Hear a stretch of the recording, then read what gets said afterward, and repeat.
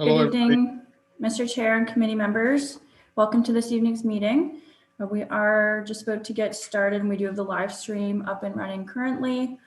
Mr. Chair, I'm just going to go through the list of participants that we have with us tonight. I confirm that we do have quorum and all committee members are present with the exception of Councillor Kiley, who did have to send his regrets for this evening. With us tonight, we have Desiree Kennedy, CFO and City Treasurer, John Bolognone, City Clerk, Lana Folds, Director of Financial Services, Jeff Walker, Manager, Taxation and Revenue, Janet James, Deputy City Clerk, Kyle Compo, Manager, Licensing and Enforcement, Casey Keys, Administrator, Rito Crest. I believe that's it at the moment, and we have no members of the public with us at this time. So at this point, Mr. Chair, I will turn it over to you to begin the meeting. Thank you, Julia, and welcome to Administrative Policies. It's lovely to have you on board. I'm just going to pull up the agenda here on my second screen. One sec. While we're waiting, I just wanted to inject my opinion. I also watched the hockey. My son has become somewhat of a Habs fan. He's originally a Calgary fan, but he had to pick somebody else this time, and he picked the Habs. The Scheifele hit. I respect that. Yeah, the Scheifele hit in Game 1. I think hamstrung the Jets right from Game 1, and that game was already over. So that was the biggest bonehead move of that series, and I hope he feels very proud for himself. That's right. Thank you. That's my opinion, anyway. Yes, I've got it here. So we've got 5 of our 6 members, and we've got the agenda. There is an addendum. We will follow the order. So the first thing we need is there's the public meeting, right? So that's the tax write-offs pursuant to sections 357, 358 of the Municipal Act. So that comes first, actually, before we even come to order as the AP committee. So let me just scroll down to that.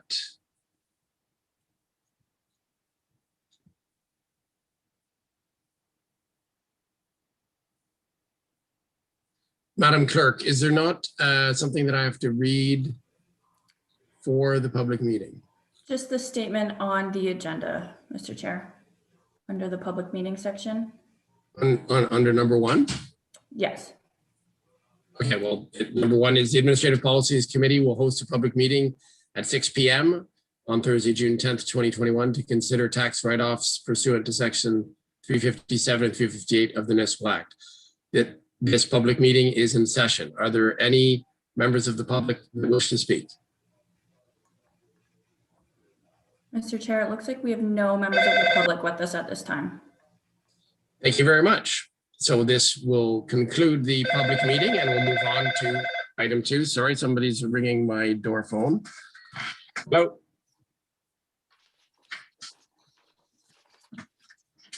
It was just my daughter ringing to come in. Okay, so we go to number 2, calling to order. So I call this meeting to order. And we need to approve the agenda with the addendum. Has everyone seen the addendum? You can just nod if so.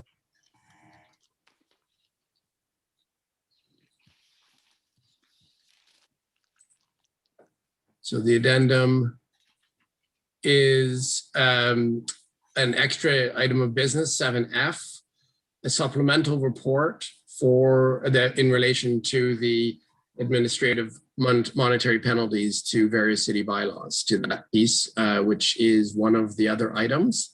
So 7F, and there's also a new be it resolved clause in the recommendation. So that's on the addendum. So need a mover and seconder for the agenda with the addendum. I'll move that. Moved by Councillor Osterhoff, second by Councillor McLaren. Is there any comment on the new agenda with the addendum? Seeing none, I'll call the vote on the agenda. All those in favor? And that carries unanimously. So now we need the confirmation of both sets of minutes. Minutes of February 8th special meeting and the minutes of the February 11th regular meeting. We had 2 meetings in 1 week, remember? Back in February. So I need a mover and seconder that was present. The mover has to have been present at the meeting, moved by Councillor McLaren. Second by Councillor Bohm. Are there any errors, omissions, or comments about the 2 sets of minutes? Seeing none, I will vote. I'll call the vote on the minutes, both sets of minutes with 1 motion. All those in favor? And that carries unanimously. We go to disclosure of pecuniary interest for the business. Yes, Councillor Bohm. Mr. Chair, and through you, I believe the new agenda item actually will be added in here as well because it correlates with my disclosure. So I, Ryan Bohm, the Council of the Corporation of the City of Kingston, declare my pecuniary interest in the matter of Clause D and F now, as F relates to a portion in D of report number AP 21-004. As an employee of Utilities Kingston, it may be perceived that I have a conflict insofar as this relates to bylaw number 2006-122, a bylaw to provide for the regulation of water supply for the City of Kingston. I ask that it be separated out if possible so that I may vote on the remainder of those bylaws. And if they're not able to be separated, then I will just not vote on the entire thing. Thank you. So we will sort that out for you.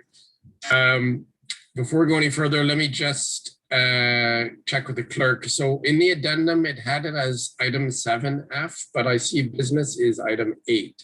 So is the addendum meant to be item business 8F? Because we're talking about clause D, which is in section 8. Mr. Chair, yes. Yes. Okay, so there's just a small typo in the addendum, but it is meant to be an extra letter F after you see that we have A, B, C, D, E under business 8. So this will be F. And it does relate to D, correct, Madam Clerk? Yes, Mr. Chair. So perhaps when we get to item D, I may look for the consent of the committee to move D to come after E, so that D and F will be together, and or move E forward so that we deal with it before D. Otherwise, we'll have 2 related items on the other side, on either side of item E, which is the audited financial statements. I didn't bring that up when we were voting on the agenda, but I'll bring it up when it comes up in the business. Anyway, so are there any other declarations of pecuniary interest?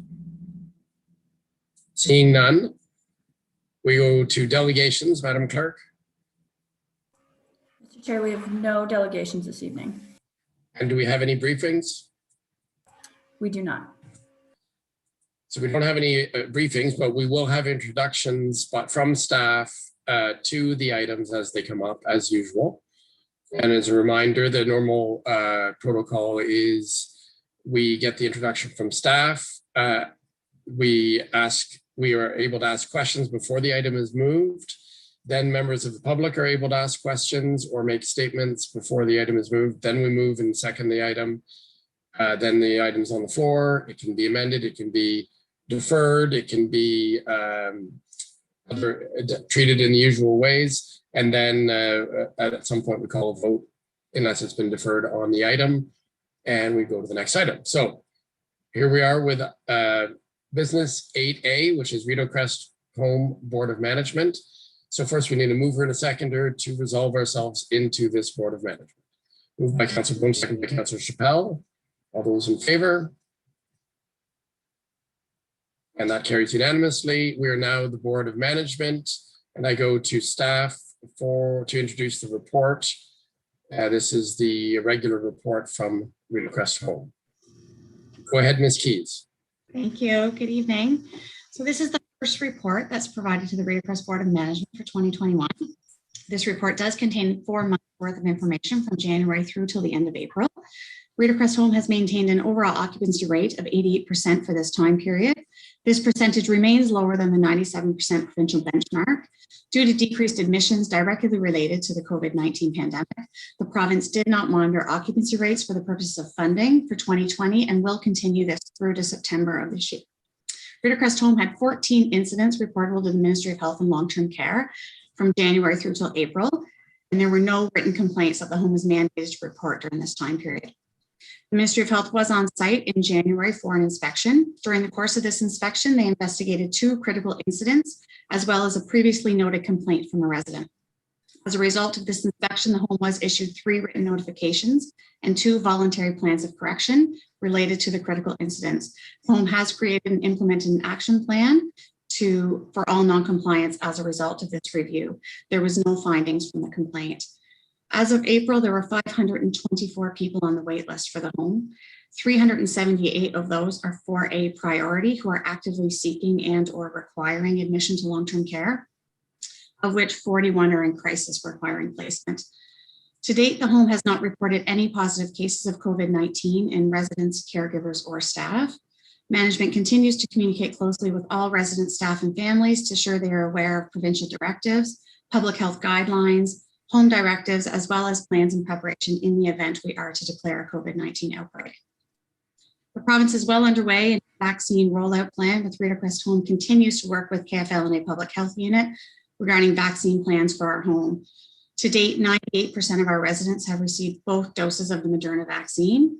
We continue to promote the vaccine to all staff and essential caregivers and are assisting with booking and providing vaccine appointments in conjunction with KFL&A Public Health Unit. As of mid-May, 127 staff members and 56 essential caregivers had received at least the first dose of the vaccine. The approved 2021 operational budget for Rita Crest Home is just over $6 million in municipal contribution. As of the end of April, Rita Crest Home has spent 29% of this contribution, to which $256,000 under budget.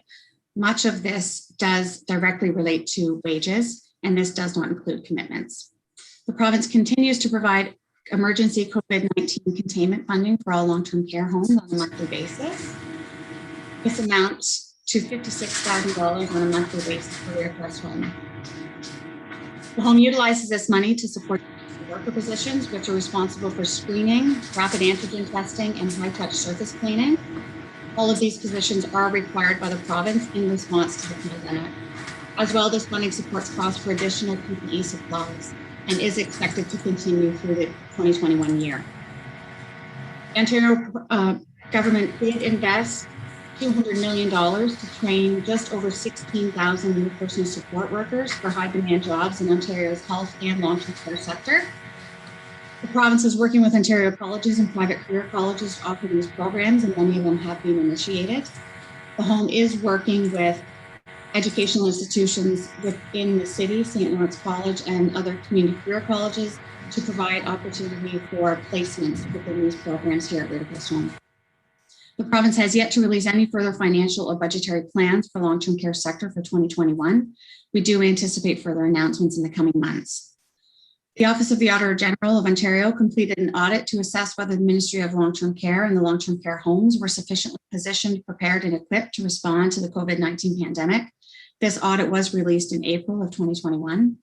In July of 2020, the province launched the Long-Term Care COVID-19 Commission to investigate the spread of COVID-19 within long-term care homes, how resident staff are impacted, and the adequacy of measures taken by the province and other parties to prevent, isolate, and contain the virus. This final report was completed and released to the province in April of this year. The province continues to review recommendations from both reports, and the homes do continue to await direction and implementation on those plans. If there's any questions. Thank you, Ms. Keys. Thank you. Are there any questions from members of the committee on this item? I have a question. In the report, you talk about the vaccination rates amongst staff and volunteers and residents. So 98% amongst residents, that's very reassuring, great. But I'm wondering why we're only at 61% for staff. that doesn't seem like a very high number at this stage in the game, and maybe you could explain. Sure.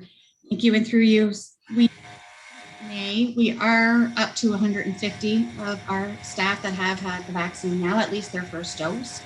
We are seeing some hesitancy amongst staff to obtain the vaccine. There is a handful who are not wanting the vaccine. There's also some staff who are struggling with finding time to book the appointments and or finding appointments. So we have been working with public health. We did provide a clinic at the home this week, and we'll continue to do that for those individuals that are seeking the first dose of the vaccine as well as the second dose now that the timeframes have been limited. The province is also has just released directives for long-term care homes that we do have to have a policy in place as of July 1st, which does have all staff requiring to have the vaccine. If they don't obtain the vaccine, they are mandated to provide medical proof as to why they're not obtaining the vaccine. And if they still are not, then they do need to go through an educational plan, which is being provided by public health, which does include the benefits of the vaccine and why we would like to see all long-term care staff have the vaccine. Yeah, I'm surprised to hear that it can be that you can remain employed and not have the vaccine at a certain point. I can understand there being a time limit, a deadline, but I do not see that the government will accept personal choice if you choose to work in this setting, because I wasn't given the choice at the hospital. And I was happy to do it, but there are some vaccine skeptics at the hospital too, and I don't think any of them are given the option to avoid the vaccine. So I'm wondering what that protocol will look like when it's written, and I'm hoping that your staff members will understand that this is actually the single most important thing in the entire world right now. I would agree. And especially if you work in a long-term care home. All right. And other than that, what you were saying about the Auditor General, I mean, a third-party observer will note that this home did not have some of the challenges, but didn't have some of the poor outcomes that some of the other homes in the province had. So is that captured in the report, in the reporting process? Like, is there language to that effect? So throughout the report, it does very much about the devastation that we've seen in long-term care across the province, that some homes were positioned better than others to handle the pandemic. And an example of that is simply layout of some of the homes. We, as an example, have individual rooms for our residents. There's still many homes across the province that have 2 people in a room, in some cases 3 and 4 people in a room, which was really quite devastating results that we saw within those homes as the pandemic spread, as the virus spread to those homes very quickly. So much of that is reported within the Auditor General report, as well as the Commission. I did have the chance to listen to the Auditor General just 2 weeks ago, and it was very nice. Within her speech, she did actually note how well Kingston did as a city to fight the pandemic within long-term care. So that was really great. Okay, that is good news. I mean, it's overall, it's good news that that we avoided great suffering and death unlike other places. So I think that's important to note, and congratulations on achieving that. I guess that's all my questions for now. Does anyone else have anything to ask? You'll notice that this is an information report. There's nothing to vote on as a board. So I guess that concludes this piece. Thank you very much. Thank you. So now we need a motion to rise from the Board of Management for Reader Press Home. By Councillor McLaren, seconded by Councillor Osterhoff. All those in favor? And that carries unanimously. And that's item 1 done. We'll move on to the next item, which is item B, tax write-offs pursuant to the Municipal Act. We did have a public meeting for this, but there were no submissions.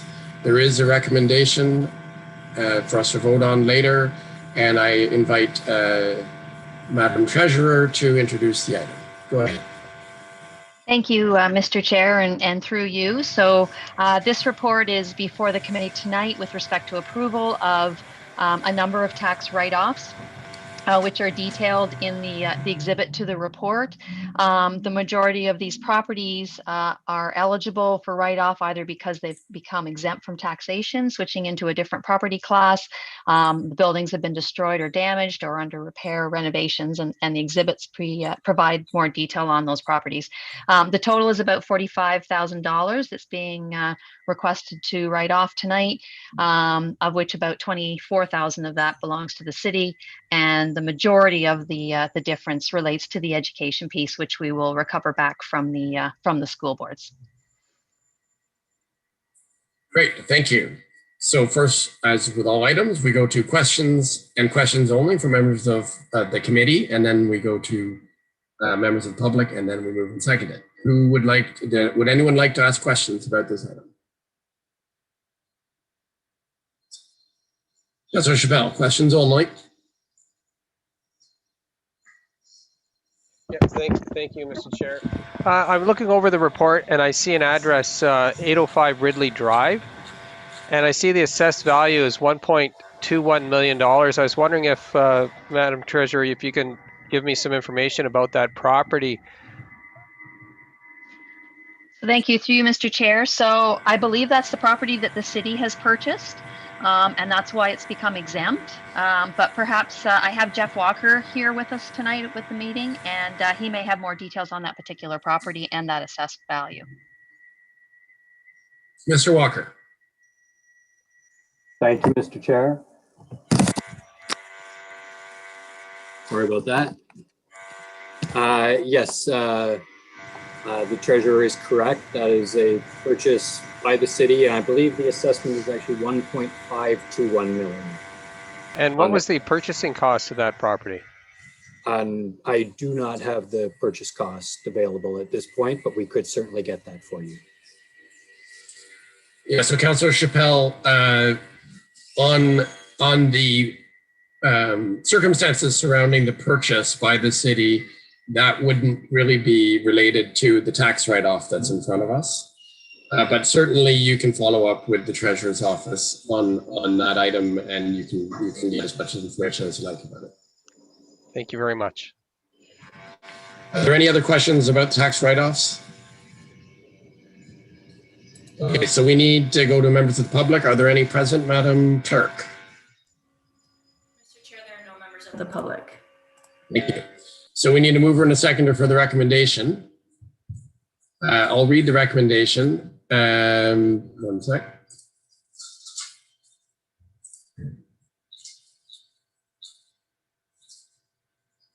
That the AP committee recommend to council that council approve the cancellation, reduction, or refund of taxes pursuant to applications made under sections 357 and 358 of the Municipal Act 2001, totaling $45,058.01, of which $24,166.06 is the city's portion, and the amount charged back to the school boards and Downtown Kingston BIA are $19,288.58 for the school board and $1,603.37 respectively, as listed in Exhibit A to report number AP 21-005. So we need a mover and a seconder for that recommendation. Moved by Councillor Bohm, seconded by Councillor Oosterhoff. Any discussion on the recommendation? Seeing none, I will call the question. All those in favor? Those opposed? That carries unanimously. Thank you very much. We move on to item 8C, Council Financial Oversight Responsibilities. There's a report, coincidentally, also from the City Treasurer, and a recommendation from staff to the committee. So I'll go back to the Treasurer to introduce this item. Thank you, Mr. Chair, and through you. So I'm excited actually to have this report before the committee tonight. You'll recall that we did have a report back in 2020 actually, sorry, I think it was in March of 2021 that we brought to council with respect to talking about how we could increase council's financial oversight with respect to matters of fiscal policy. And at that meeting in March, council approved that the process for doing that would be to look at the opportunity for expanding the role of the Administrative Policies Committee to incorporate those oversights. And that's what this report is before the committee tonight is doing. I think the first thing that I just want to mention in terms of as staff were preparing this report and putting forth this recommendation is that it was important to acknowledge the oversight responsibilities of council and then the support function of the committee to council with respect to those oversight responsibilities. And so we did make some assumptions as we were going through of where we felt, at least as a first step, we could move some of these oversight responsibilities from council to the committee. And you'll see throughout the report, we've also made some recommendations where we think that at this point, it'd be more important to leave some elements at the council level. And so you'll see that certainly throughout the report. The report really addresses three different areas, I guess I call, or elements of fiscal oversight. The first one that we looked at, and we looked at this in terms of staff workload, as well as committee workload and council workload, and where some of these items made sense to sit at the end of the day. So the first thing that we did look at is some of the financial oversight responsibilities that the committee already does today. That would normally fall on a finance or an audit committee agenda. So certainly, and as you know, for tonight's agenda, we have the auditors here, and we will be looking at the audit findings report, as well as a review of the annual audited financial statements. And so that's a major component of what a finance or audit committee would do.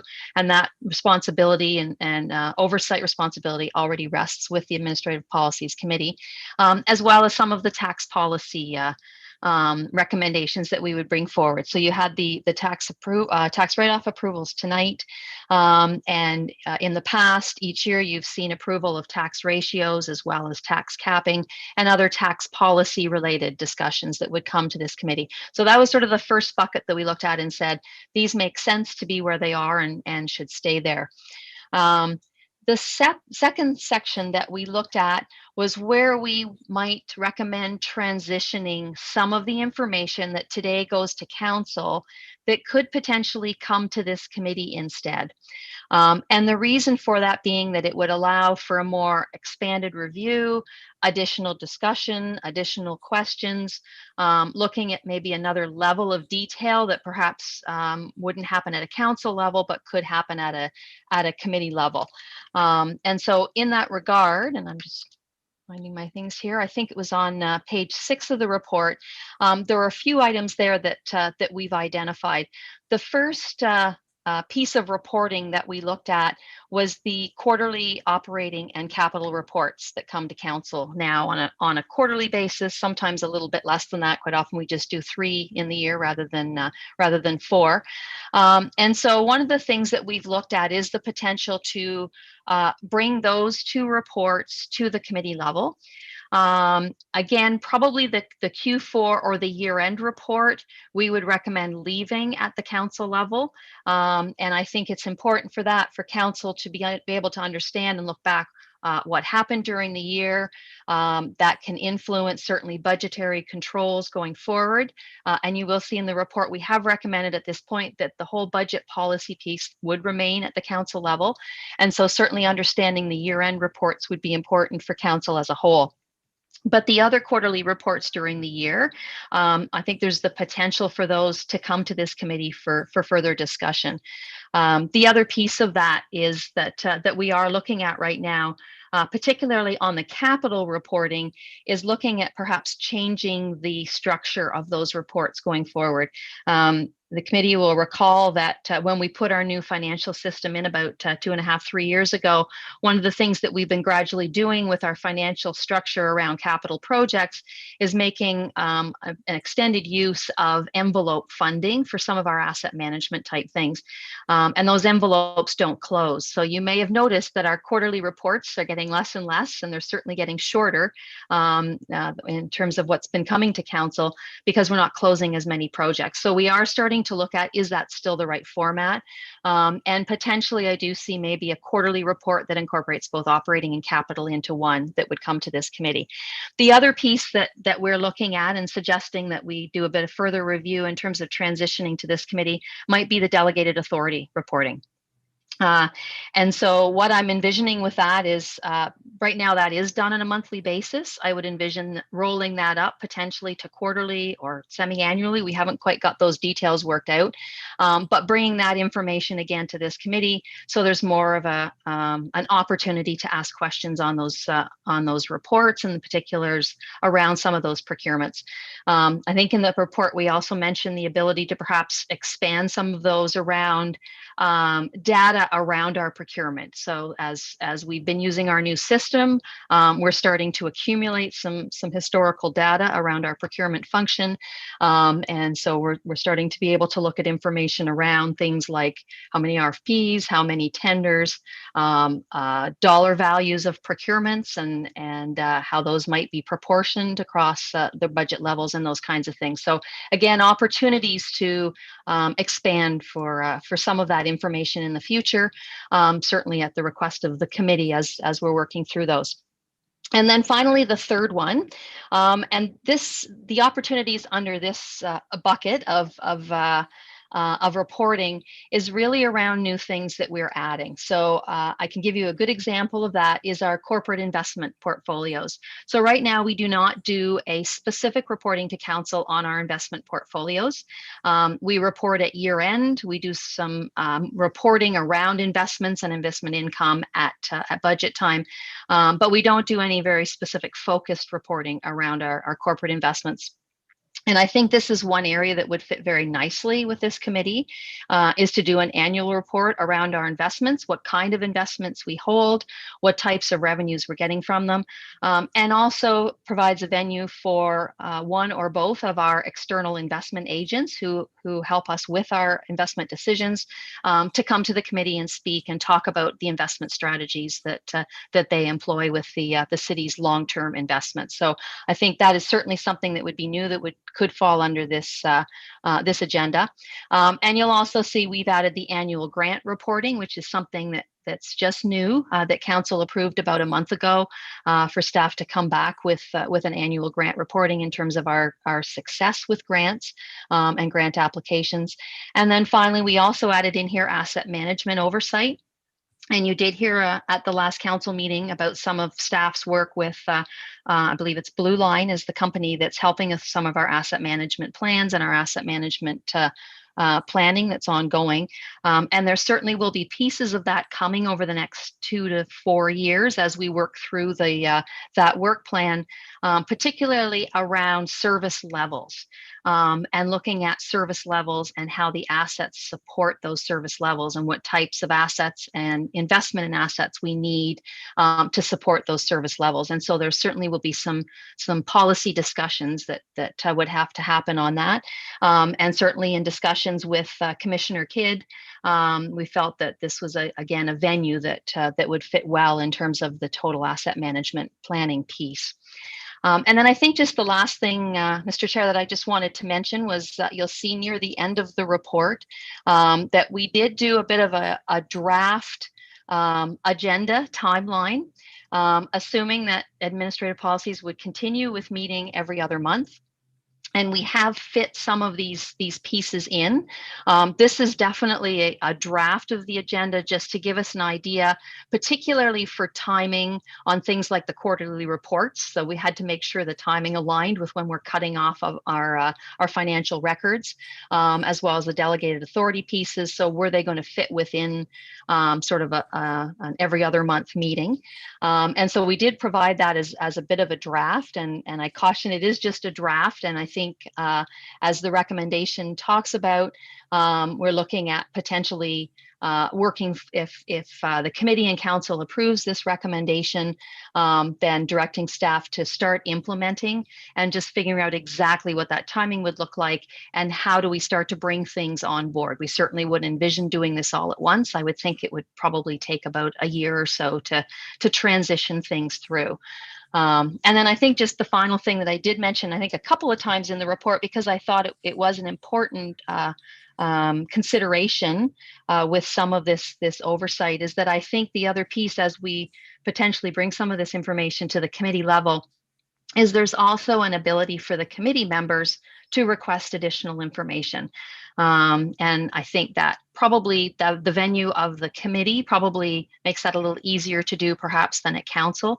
But I think that's the other piece when I look at responsibilities of an oversight committee, is that there may be other information that we haven't thought of that the committee would like in order to feel comfort and have a comfort level around their oversight. And so I think that would be the other piece that we would try to build into the scope of the committee, is where they might request additional information from staff to come back on specific things that we've brought or other items that staff hadn't even identified as potentially being of value in terms of the oversight. So I think I'll leave it at that, Mr. Chair.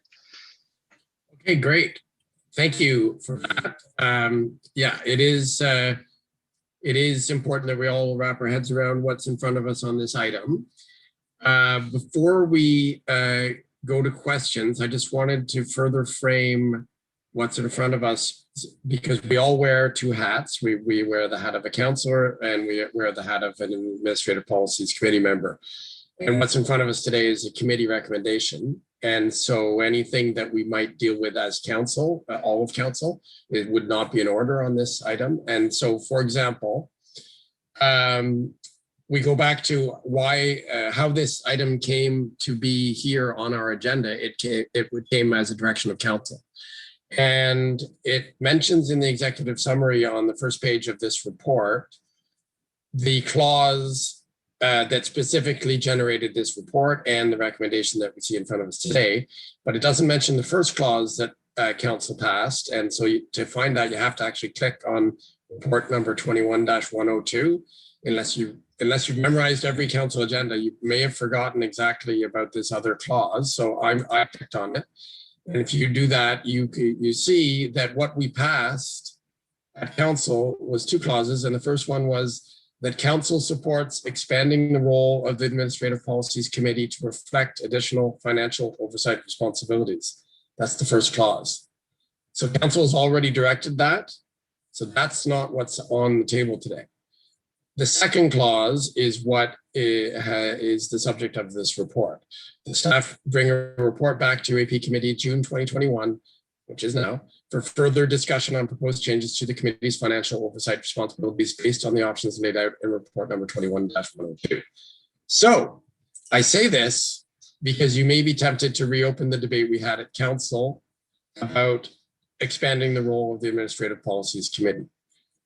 I myself wasn't all that thrilled about that concept, because I know that we already have a pretty full agenda. But that has already been directed by council. So the time to speak to that would be when this recommendation would go back to council, or by a new council motion. We wouldn't be able to do, as a committee, wouldn't be able to change that direction today. Just want to make that clear. Now, go to my fellow members for questions to staff about the report. Questions only before we get to dealing with the recommendation. Councillor Chappelle. Yes, thank you, Mr. Chair. Ms. Kennedy, I like some of the additions that you brought forward, like the financial reporting. I think is a good idea. The recommendation to move the procurement delegated authority, I'm a little nervous of, because I am probably one of the few people who've attended the council meetings and have requested additional information on delegated authority.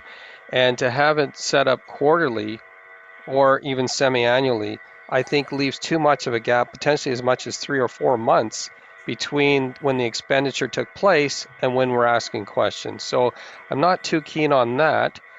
But my question for you is, one of the key items that constituents kept asking me at the doors was reporting on how much we spend per department, per whenever, on consultants. This city seems to have a penchant for spending money on consultants, and I've expressed on numbers of times why this is so critically important to have a line of sight on that, because I think it'd be more important to invest in staff. So how come there's nothing on consultants and the cost that would be imposed upon us by consultants?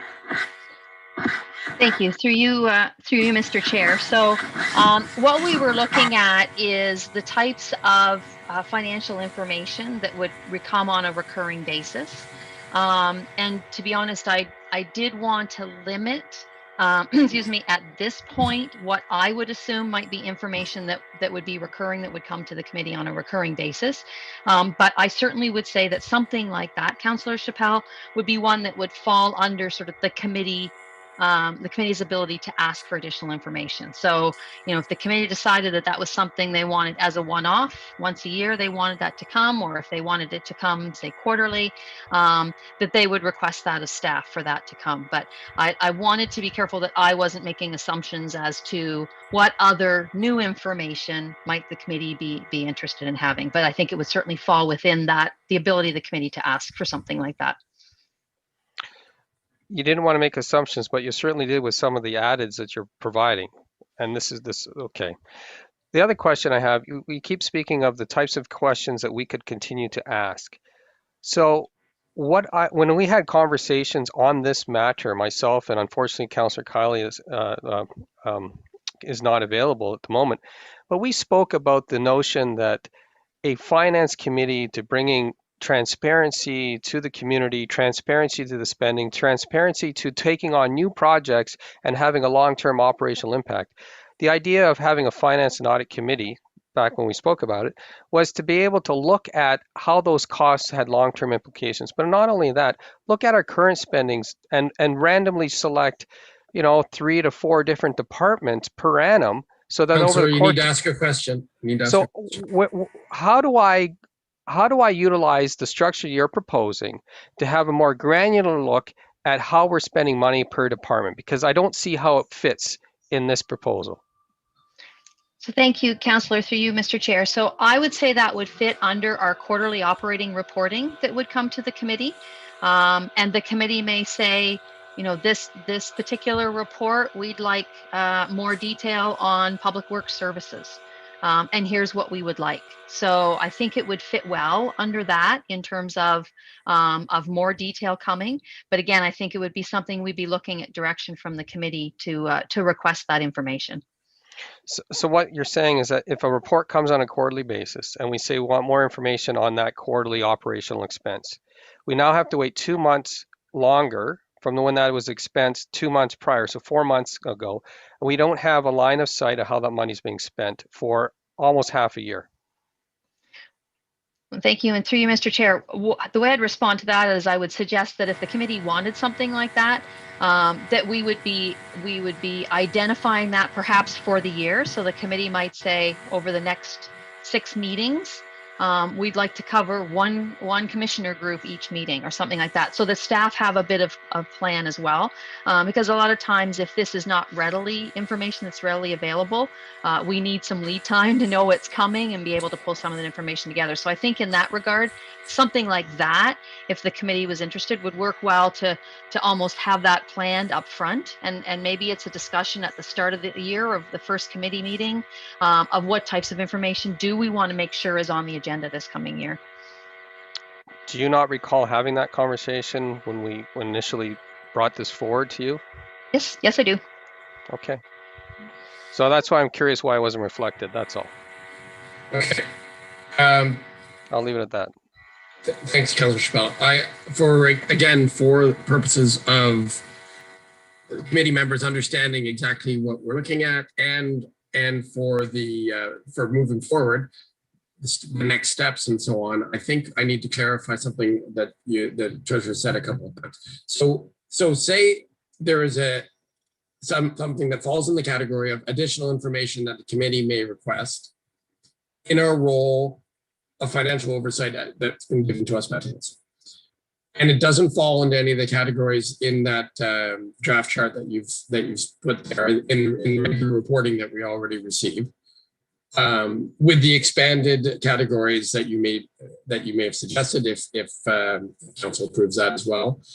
So you're saying that members of this committee can initiate new, would it be new agenda items to look at, as long as you had some notice? For example, this commissioner by commissioner scrutiny that we could do one per meeting, that kind of notion. That would be something that the committee requested through a recommendation, or like how would that work? Just help me understand what you mean by that category of requesting additional information. Yes, thank you, through you, Mr. Chair. So yes, I think that's how it would work in terms of the committee requesting information. I think one of the things that we can do is in a meeting early in the year, we could have that discussion about, what are the important financial oversight pieces that the committee wants to focus on this year. And I think, we could set up an agenda. I could have the committee busy every month. Like, there's lots of information, there's lots of things that you could look at. But I think, you need to weigh around what is it that we're looking at. It's an oversight responsibility. It's not sort of getting down into the detail, but what is it that is going to give the committee members a comfort level that they are meeting their financial oversight responsibilities.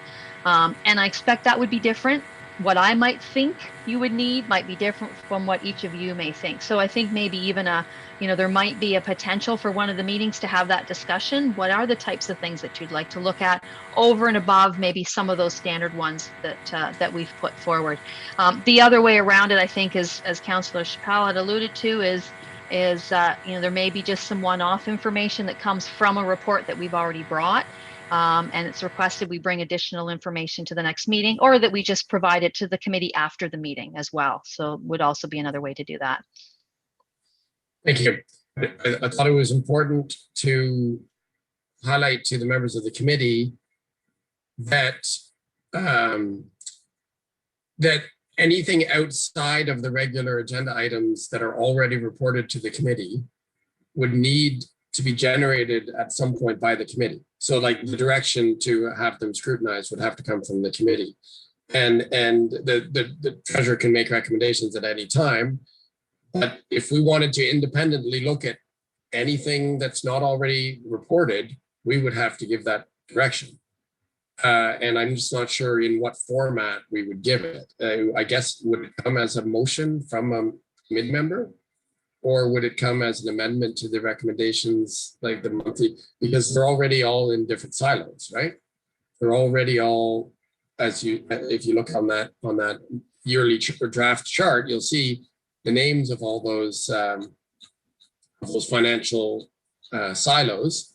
And there's the operating, there's the capital, there's the audit, there's the delegated authority, there's the tax write-offs, right? So anything outside of those compartments aren't necessarily ever included unless we ask for them to be. And you can't just give us everything, right?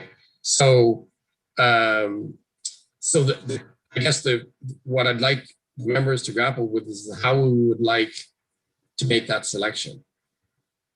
It needs to be selected by the committee, not by individuals, by the committee. So how do we do that?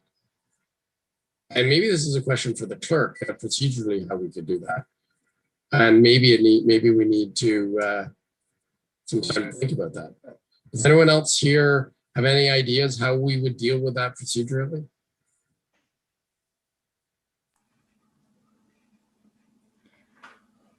I'll say it again. So right now we have these multiple compartments on financial oversight that come to us.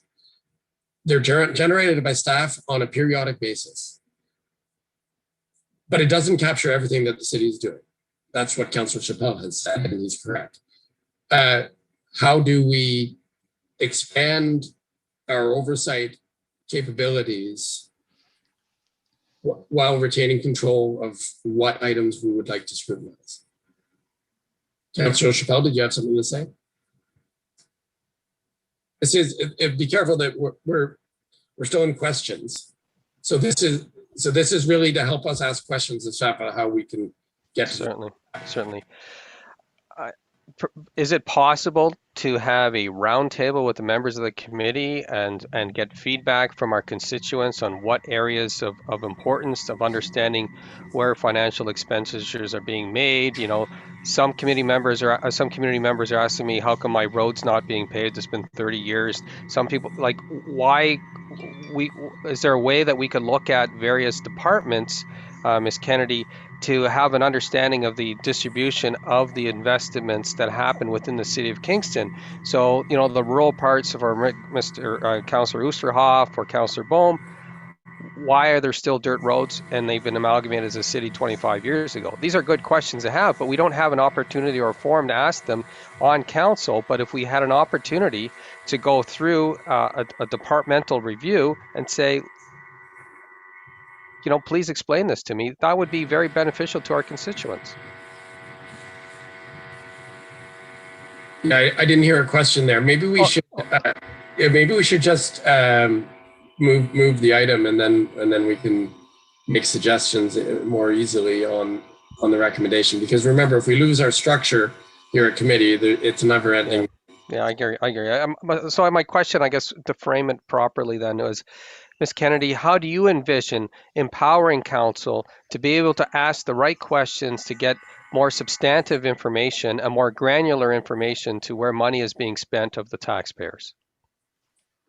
So thank you, through you, Mr. Chair. So I think one of the things that we'll need to be careful is defining what type of information. So your example around the roads and how come my road's not paved and some of those, I would not call financial oversight. I know everything comes back to the dollars, but I think, you know, that some of those things certainly are brought forward to council through the budget. I believe there's road plans that come to council during the year. So there's a number of other ways that we can get some of that. So I think if I can sort of stick just to the financial piece, then I think something like, you know, having a discussion around perhaps the quarterly report comes and you see what the budgets were, you see what the actuals are, maybe you see what's in the works in progress for capital, and potentially you have the public works management team there to answer those kinds of questions. So, you know, what's going on? How come we're halfway through the year and you've spent 3/4 of the budget? Look in the whip, there's a whole bunch of money sitting not spent in capital. You could have those discussions around what's within those envelopes, how come it hasn't been spent yet, those types of things. But I think from a financial oversight perspective as opposed to an operational perspective. And I think in terms of, and the clerk may have more thoughts on just the procedural piece of it, but, you know, I certainly see this as just being something that would come a motion from the committee to staff asking us to either bring that back to a future meeting, bring it back on the next report, provide us with that detail by email after the meeting. I think there's probably a number of ways that we could do that. Okay, just on financial acuity on that, I do have a great question on financial oversight, which I do think is relevant. When we last approved the accountant firm to come forward, I requested to have information broken down by department for how much money we spent on consultants.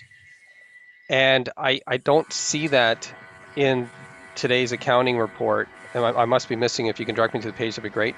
But is that the type of motion I would have to put forward? Is that on a regular basis, we see how much money we're spending on consultants? Because that is certainly an oversight, I think, is a responsibility that we would have as councillors. And it's so ambiguous to get an answer. So through you, Mr. Chair, yes, I think that's a great example. And I think that, you know, going forward, if we were looking at coming into the future, and I'll speak to that in a moment in terms of this year's, but going forward, if the committee decided that was something they'd like to see on an annual basis, then I would suggest it would be a motion of this committee asking staff to include that on future agendas, and that we want to see this report once a year with this information on it. So I think that's how we would enact that to be able to happen going forward. And I can just comment, Councillor Chappelle, we did not include that in the report that's on tonight's agenda. We will be providing the committee and council with that information. We're still just trying to pull some last details together. I was initially going to include it with the audited financial statements. It was requested as part of the audit planning meeting that we had last fall. However, you'll recall after our discussions subsequent to that, it was not done as part of the audit. We did not engage the auditors to do that work because we didn't want them necessarily having to audit the information.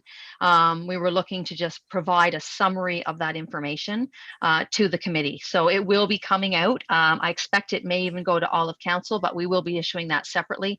I just didn't include it as part of the annual audit process because it really was separate and segregated from the actual audit process itself and what's being presented tonight.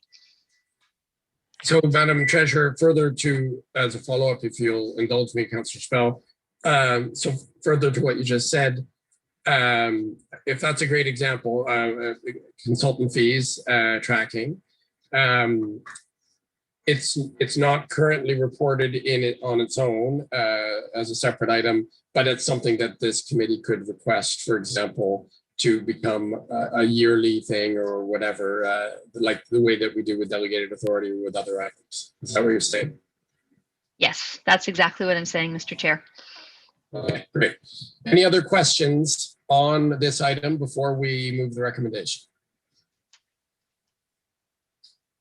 Okay, seeing none, I need a mover and a seconder for the recommendation, which I will read presently. So the format is a recommendation that we give to council, and it is, where are we? Oh no, yes, here it is. That the Administrative Policies Committee endorse the scope of expanded oversight responsibilities as outlined in report AP 21-010 and recommend as follows: that council direct staff to implement changes to the reporting functions and oversight responsibilities of the Administrative Policies Committee as outlined in report number AP 21-010, and to transition changes to the respective council and committee agendas over the coming year. That's the recommendation. We need a mover and a seconder. Moved by Councillor Ostroff, seconded by Councillor Bone. The recommendation is on the floor. This is when we discuss the recommendation and make any changes to it, if needed, keeping in mind that we're recommending something to council and that council would be the one giving the final direction. Would anyone wish to speak to the recommendation? Councillor Chappelle. Thank you, Mr. Chair. With respect to report AP 2110, financial oversight responsibilities, I just find that there are some unanswered questions with regards to how it comes to the, and you did a really good job explaining how it came here. But I'm really concerned that the primary responsibility of municipal leaders is to effectively manage the financial resources of the municipality, and it's incumbent upon us as councillors to provide oversight and transparency of financial transactions related to the city. What I hear tonight is more of this: let's move it around. Let's give you a report here, and then you have 2 months to get back to us. We'll report back to you on this or that. I mean, we are so busy as councillors trying to manage our own constituents' issues on a daily basis that time just kills us. It doesn't allow us to really address the matter of financial oversight. And many constituents express to me how they don't feel that they have any insight as to how we're spending money or their tax dollars. And so in terms of that, the annual budget process, for example, I mean, we've done a little bit better this year trying to get some community input, but at the end of the day, it's not an open budgetary process. We have these envelopes, and these envelopes allow us to spend money all over the place. But no, at no time during this last fiscal period did we really look at the fact we've got over $21 million from the province, and that helped us balance our budget to the extent of what we had planned. Next year, when the taps turn off, we're in trouble. This should have been the year that we had use of a committee of some sort, whether it's policy admin or admin policy or a finance committee, to look at how do we pare back, how do we make the adjustments so that the critical services continue to get served and all the nice to haves maybe get put on the back burner. And we certainly did that with the Deepwater Port, but that's just one example. We don't have a real governance function within our municipal structure to look at critical issues on the financial viability of our community, the long-term support of supporting our citizens, those that are most vulnerable, our seniors, our children, and healthy community that is a vibrant place to attract citizens to come here and yet not pay an exorbitant amount of taxes, but within reason for services. So what the intent of my initial motion with Mr. Councillor Kiley was to look at best practices currently being evolved around the province, our neighboring cities, like there's Belleville I used as an example in that original motion. And, I allowed to be the discourse to happen and say, well, maybe we should look at where we could do a policy and administrative policies first. And I do think there are some good oversight items that are being provided to us with the disagreement on the delegated authority. I do think that needs to be announced to council on a monthly basis, and I would continue to support that. You have 1 minute left, Councillor Chappelle. Okay.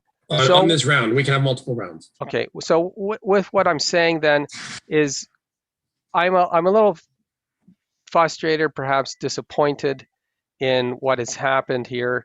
I do think we need some more support. So I'd like to move a deferral, and I lost the wording of the deferral. I sent it. Okay. So I'd like it to be. Did you want to give anyone else? Absolutely. Listen, I certainly want my before fellow you councillors. move the deferral, because yeah. this at committee it's like committee of the whole. You can have more than one chance to speak. Certainly. Okay, then so maybe we should have our round, and then we come back to you if you want to move deferral. Mr. Chair, I would duly like to support my fellow councillors if they have comments they wish to make before I move such a deferral. Thank you. And any other members of the committee wish to speak to the item in the end of recommendation? Go ahead, Councillor Bohm. Thank you, Mr. Chair, and through you. I appreciate the opportunity to speak, but I always struggle because if we're going to debate this and or try to change it or modify it, and then it gets deferred, I feel that oftentimes, it can be months before we meet again. So I think if we're going to defer it, it's like, let's basically defer it and then have that discussion at a later time with that additional information. I always struggle with the balance here because I've seen it happen where we defer something but have half the debate tonight and then the other half later on with new information. And a lot of that times that new information makes a lot of our old points moot. So we almost wasted everybody's time because we ended up deferring it and getting that information. So I would support the deferral and the request for additional information from Councillor Chappelle with the rationale that if it's going to pass anyways, then we can just go in circles tonight and save ourselves and staff some time.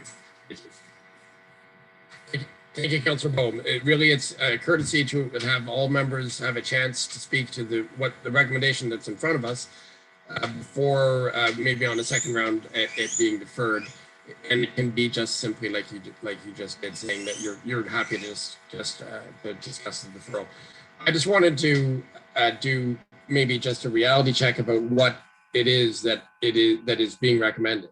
So the report does a great job of adding more texture, adding more items, giving us a draft agenda, a draft timeline. And it represents a significant amount of work by the treasurer, and it's very much appreciated. However, this idea of how would we initiate these extra pieces, that in my opinion is something that is along the lines of strategic planning that we do with council. It's almost like this committee would need to do a strategic planning session for financial oversight or something like that before we set anything in motion. That's sort of, and that is, but I'm not ready to amend that tonight. So for that reason, I think we do need some more time with this, and that's all I'm going to say right now. And I would probably support the referral if it was suggested, because partly we need that time ourselves as the members here to sort of come to consensus on how we want to deal with adding those additional pieces. I saw Councillor Osterhoff and Councillor McLaren. We'll go to Councillor Osterhoff first. Yeah, thank you, Mr. Chair. Yeah, no, I think that we do need more time, and I can't say that I completely understand at all what we're struggling with here, but I think I do appreciate that Councillor Chappelle has for some time now wanted to have a closer look at some things, and I think I guess I'm wondering if it's within our scope to do that, or do we want to? We're really expanding our scope of work, and if that's true, then this is where we have to do it. But I do think I agree with you, Mr. Chair. We need more time to. I don't know how we do that. I love the idea of a round table. If there's anything I miss about municipal work, is round table discussions. That's how I cut my teeth in preparing to be a councillor. As I in the construction industry, round tables solve a lot of problems. They get it all out on the table. We don't get those chances of councillors here, and so we have so many things to decide in this setting. And I often think we go down some wrong roads sometimes, but this is the way it is right now. So, but I think that we need more time, and if this is the right way to go to get it right, then there's nothing wrong with a deferral. Thank you. Councillor Osterhoff, Councillor McLaren, you're next. Thank you. Question to staff. How much more time, and what I mean by time, administrative burden, how much more staff effort is this going to do in about a year's time to get these proposals, these recommendations done regularly? So thank you, Councillor, through you, Mr. Chair. So based on the recommendations that we have here and the draft agenda that we're proposing, there wouldn't be a lot more time involved to this extent. A number of the reports we already do. There would certainly be staff time in terms of commissioners and directors having to attend administrative policies committees where they don't right now. Certainly, I wouldn't be able to answer a lot of detailed questions on the public works operations as an example. So there would be certainly that time, but the time to prepare the information and bring it to the committee, I don't see a lot of extra time with this. I think the couple of new ones, the investments, certainly there would be some extra time, but that would be creating an additional report from information that we already have readily available. The asset management pieces, I think council's going to have to deal with anyway. We're going to have to spend some time with the discussions on those. So that's going to happen either way. The piece that I can't answer, Councillor McLaren, is just if we start to add more on, or we are drilling down further, that's where it may take more time. And again, it would just really depend on the availability of the information. If it's something I can hit a button and get out of the system versus something where we have to do some analysis and drill down to create the information. So that would certainly be the unknown piece for me. Thank you. And besides just talking about this, so in a more round table format, and having more staff around, do we get any more powers out of this? Or is it just more talking that we can send recommendations to?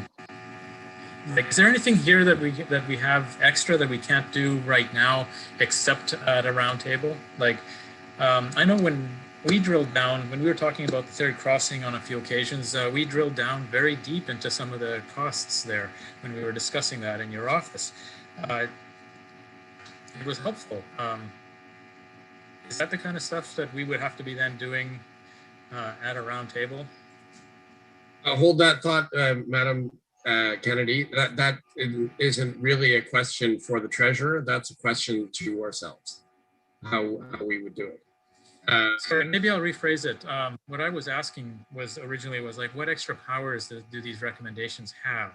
So as an example, I had suggested, it had been suggested that we would meet in a round table and discuss this at a deeper level. So what I was asking is, we can do this individually right now when each of us have a concern on this, without having to bring in all of the necessary staff and all of the the six of us. So I'm just wondering if besides that, is there anything else that we had missed or that I had missed, any extra powers or capabilities? So thank you through you, Mr. Chair. So I think, in terms of delegated power, I mean, today, council has the responsibility for financial oversight. That's where it sits as our board of directors.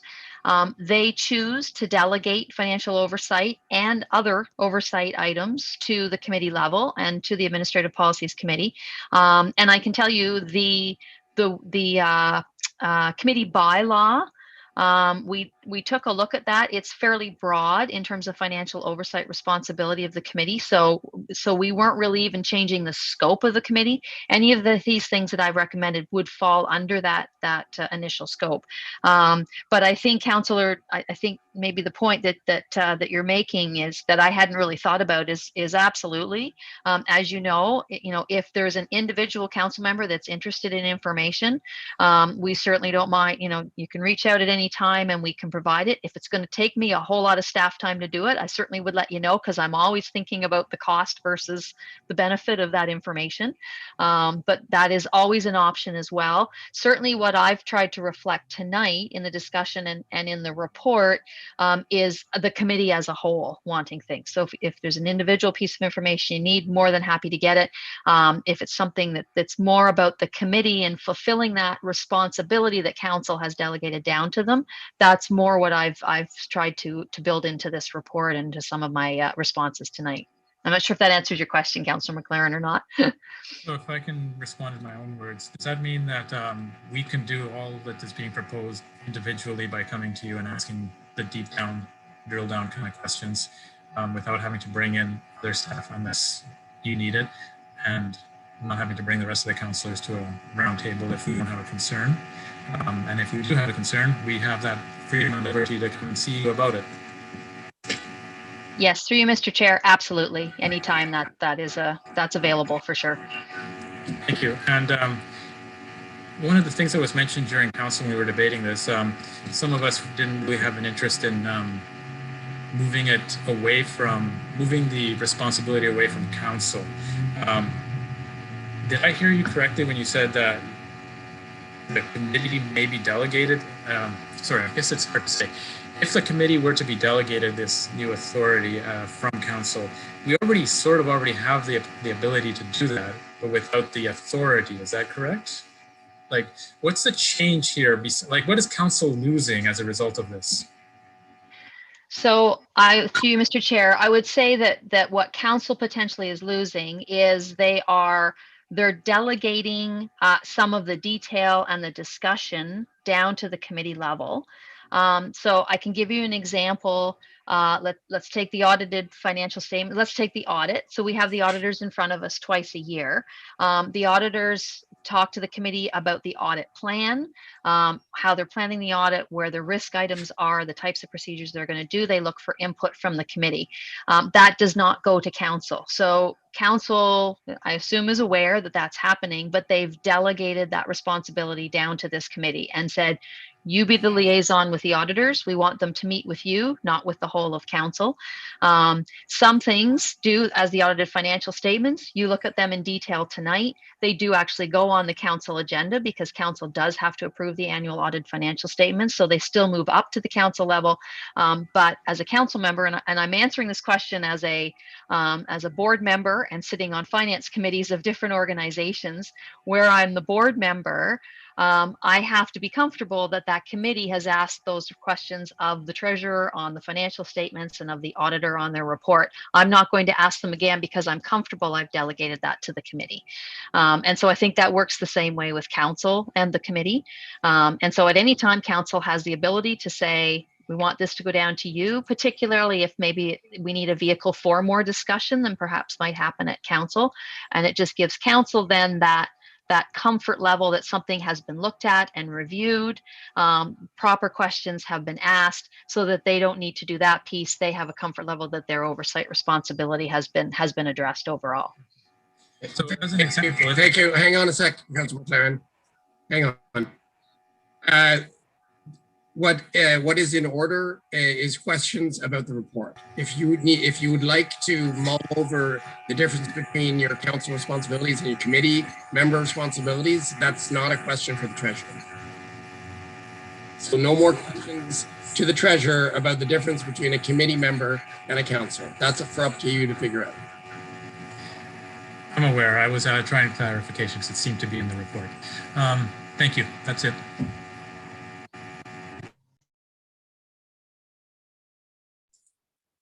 So everyone's had a chance to speak. We're still in deliberations. We're going to a second round. I see Councillor Boehm's hand up. You can go first. Thank you, Mr. Chair, and through you. Are we just at questions, or are we in full deliberation now and we can make statements? Just wanted to No, this is debate. So you can make statements, you can propose amendments, deferrals, etc. Okay, thank you. Appreciate that clarification. I understand where Councillor Chappelle's coming from in this, and I think it's driven by the public's greater appetite to feel that they're feeding into the process of where tax dollars are spent. So, I mean, if you recall, we've kind of committed to be as data-driven and as open and transparent as possible. The reality, though, is the fact that we have the ability to go to the city treasurer and ask specific questions, but if we start fielding all those questions, we're still eating up that time, which is valuable, and we're doing it in an ad hoc sort of informal way, which I definitely appreciate that Ms. Kennedy is always available to us. But I think that from the public's perception is now we're having to dig for that. The data's there, but we have to go and ask for it. So, I mean, sometimes I could see the public viewing that as potentially like, why wasn't it just pushed out anyways? Now, on the flip side of that, there's so much data being pushed out that it's almost overwhelming for members of the public to try to actually track down the data themselves. So sometimes they come to us to try to track it down. So I believe what Councillor Chappelle is trying to do, if I understand this correctly, is strike a balance between us constantly, I guess, asking questions of the city treasurer, while at the same time being able to balance our fiducial responsibility to ratepayers and taxpayers by sort of saying, here's sort of a committee that can deal with those issues that's more formal and can dig into those questions. So if a group of people is really concerned about a certain thing, then they can go to that committee and say, here's our concerns, can you look into them? The committee can then go back and say, hey, we looked into them and everything checks out, here's the information. And it just, instead of being on individual counselors and then having us all kind of just pepper Ms. Kennedy with all these different emails as people have concerns, in my mind, it's just, we're trying to sort of formalize that and point to a place where those questions can be asked and answered in the committee format that allows for that openness and transparency, and for us to dig down into those greater details as the issues arise, which I know that every one of us has in our inboxes emails saying, I'm very concerned about this. For instance, I just got one the other day. Roads, where's all the money for roads? I pay taxes, I've lived here 25 years. Where does that go? Why are our roads so bad? And I answered with, yeah, maybe they were underfunded for a bit. We're looking into that. There's a plan going forward. There's now more pothole crews. There's all these things. But if we could just point that to a committee and then say, you know what? 20 people have had this concern. Let's dig into that a little bit more. Now we're taking the public's concerns and taxpayers' concerns as a committee and addressing them. Whereas when it comes before council, we're so high level, sometimes we don't have the ability to drill down into those really concerns and get to that finite level that the taxpayer is really looking for, is why are the roads so bad if I pay all these taxes? So I believe in, and maybe Councillor Chappelle, when he speaks after, can correct me if I'm totally off base, but I think it's trying to strike a balance between that. I don't see it as a negative. I actually see it as a positive and as a mechanism to drive that openness and transparency and maybe reduce workload in the end, because it'll help the average taxpayer understand the process a little bit better, rather than have us each individually try to sort of ad hoc teach that as we go. So if that's the role of this committee and the endpoint we're trying to reach, I see a lot of positives there and a possible reduction in workload as we further educate our ratepayers and taxpayers as to where their money comes from, where it goes, and when the roads will be fixed and how much money was allocated. So I think if that's the case, then this is something that the public itself would very much want to see. And it would give us a forum to have that greater debate within a more formalized sense, rather than at a much higher level of council where we're talking, about all the different departments in one night, and it could just be overwhelming. And it really doesn't. 30 seconds. Thank you. It really doesn't give us the ability to narrow in on certain issues that the public feels very passionate about at different times. Thank you. Thank you, Councillor Bohm. And this isn't really my own opinion, it's just stating a fact. Don't forget that in a committee setting as tonight, members of the public are welcome and are able to speak. And so anything that's on the agenda, they can address, and they can also ask questions of staff. I mean, they can't do that at council. So that's an important distinction that you got to think of. Councillor Feld mentioned the constituents, but if you move anything to the committee, it allows members of the public to interact with both the committee members, us, and with staff. An opportunity that they can only do by delegation at council. And they don't have the opportunity to ask questions at council, right? So that's an important distinction that we shouldn't forget when we're talking about adding things to the committee agenda. So who else would like their second round at this item?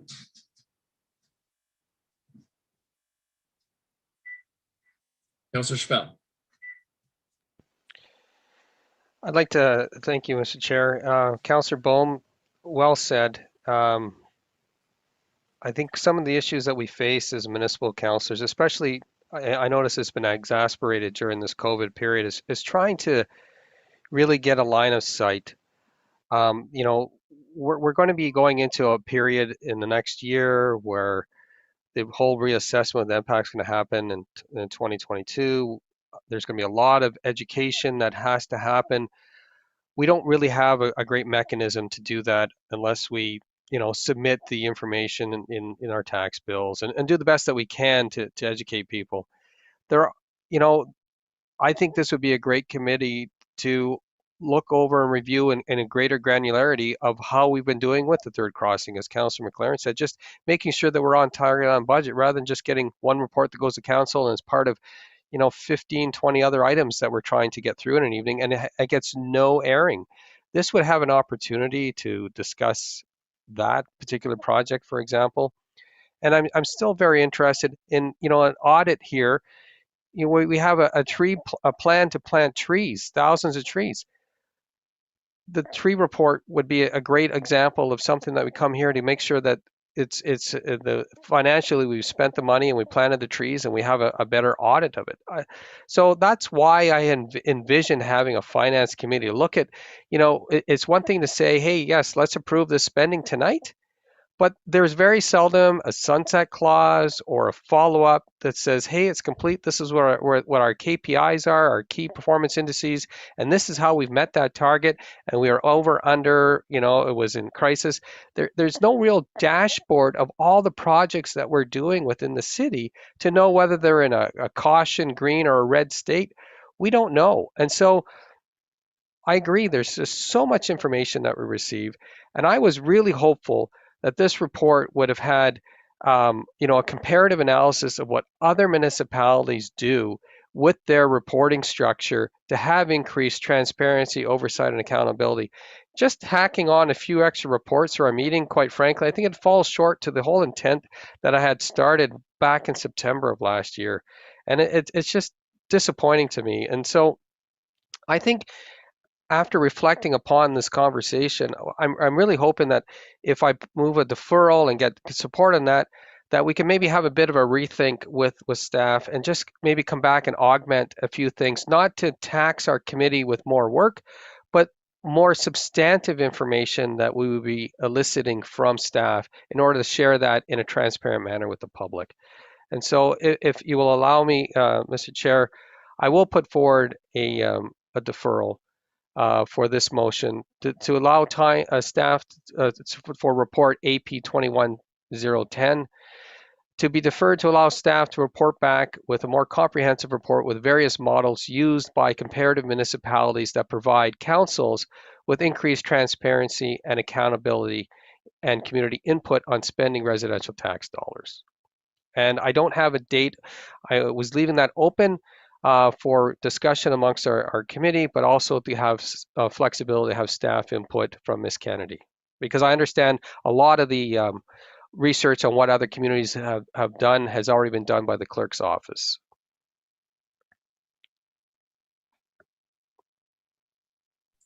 Thank you, Councillor Chappelle. So there's been a deferral moved that we can get back up on the screen in a moment. Seconded, Councillor Osterhoff, are you seconding? Seconded by Councillor Osterhoff. Now the clock stops on Councillor Chappelle. By the way, you had a minute left on the second round. And we go to deliberations on the deferral only. And I strictly enforce the committee rules. So it's time, place, or direction, correct, Madam Clerk? Or is there another thing we can debate? I believe that's correct, Mr. Chair. So time, place, or direction. We have direction in the motion. Can we get the motion back up on the screen? And then I'll go to members of the committee for those three debatable things. Who would like, I can still see you on the side. Who would like to speak to the deferral motion? So just some facts. So it does not have a time frame. So we need to add that. Yeah. And it does have a place, I believe. Does it say? No, it doesn't. It doesn't specify place. We should probably specify that. It's probably back to this committee. And then the rest of it is the direction. You're asking for additional information there. So that's what's in the deferral. So as chair, I would suggest that we need to add the time and place elements into the actual wording.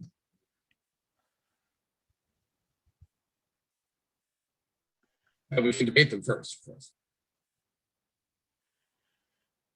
Before I go to you, Councillor Chappelle, I will start with you. Do you have a suggestion for time and place? I was just hoping, well, the place was definitely back to our committee, the policy, administrative policies committee, and I apologize, I didn't type that in quick enough. The timing, I was wondering if the next meeting would be sufficient, which is approximately 2 months away, if that would be sufficient time for staff, and if it was agreeable with staff, then I would propose that would be the next meeting. And that would be the August meeting. Madam Clerk, do we have an August meeting of this committee? Mr. Chair, we do. The next meeting is Wednesday, August 4th. Wednesday, August 4th. So Madam Kennedy, is that 8-week period enough time to comply with the direction in the deferral? Thank you, Mr. Chair. Yes, I think it is. I think the only comment I would make is that the previous report that came to council did include a very comprehensive analysis of the various municipalities and how they do financial oversight, and whether it's with council or an audit committee or finance committee. I believe it was about 7 pages long. So I'm not sure. I mean, we can revisit that. But I think that work has already been done, and we can certainly bring that back to the committee and have a discussion on it. But I'm not sure there's a whole lot more effort that would be needed there, because I think we've got that information. So from that standpoint, absolutely, we can bring it back. If there's any other information the committee would like us to pull together, I think it would just, if you can provide that tonight, that would certainly help in terms of determining if we can do it. But I think otherwise August should be fine to bring something back.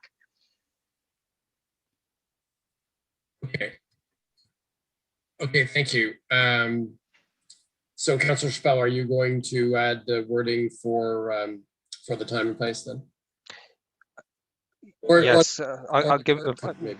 Yeah. I'm more than satisfied with August the 4th for the deferral at the Administrative Policies Committee. Okay. Who's the vice chair? Is it Councillor Kylie? Yes.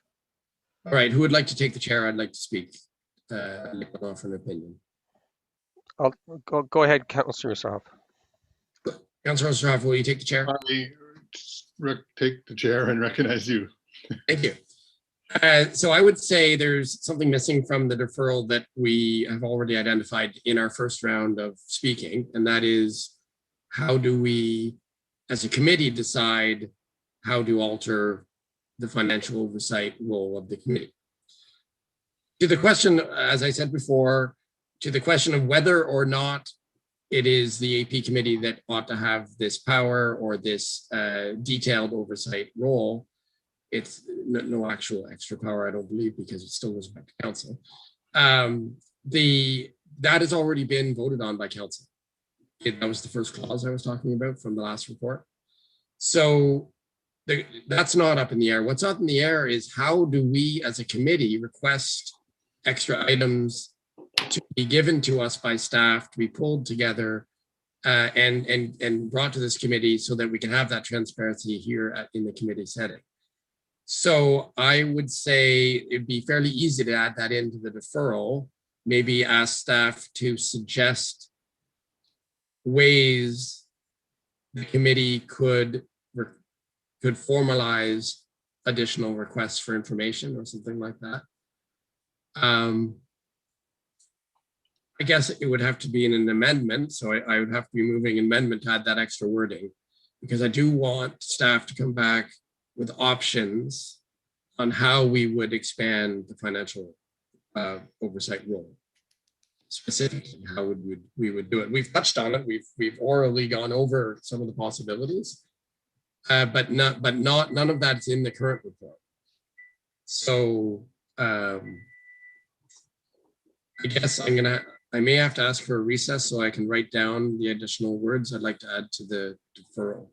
Because it'd be a shame if in that 2-month interim all staff did was pull together the information they already presented to us. Okay, well, we can do that. I'm going to stop it here. And why don't we take a recess? Because I think we're at a time where we want to get this right. So let's take a recess. It's forgive me, I have 7:34. Is 5 minutes okay, or 5 minutes? Yeah. Yeah. Okay. So let's 7:40. Okay. So then 7:40, and I'll see you right back here, and you can figure it out what you want to write.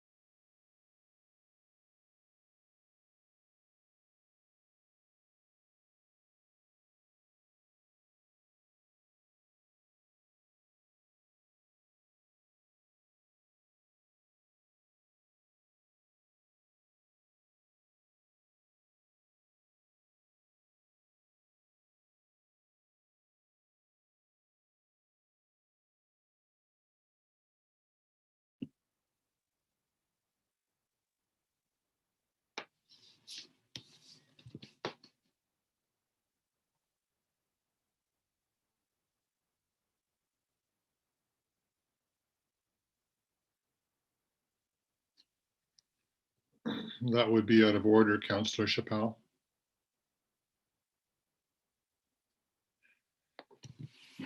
I bought that years ago. I went to Montreal for a conference and brought back some paraphernalia. So I thought my son dug it up, so I thought I'd show you just to bug you. You'd think you'd have a few more sensitivities to us vulnerable Leaf fans. Yeah, it's tough to get golf greens at this time, I guess. It is. Okay. Councillor Osterhoff still has the chair. Yes, thank you, Mr. Stroud, Councillor Stroud. Sorry. Okay, so have you been able to write up what you wanted to present? The change. Was that an amended deferral?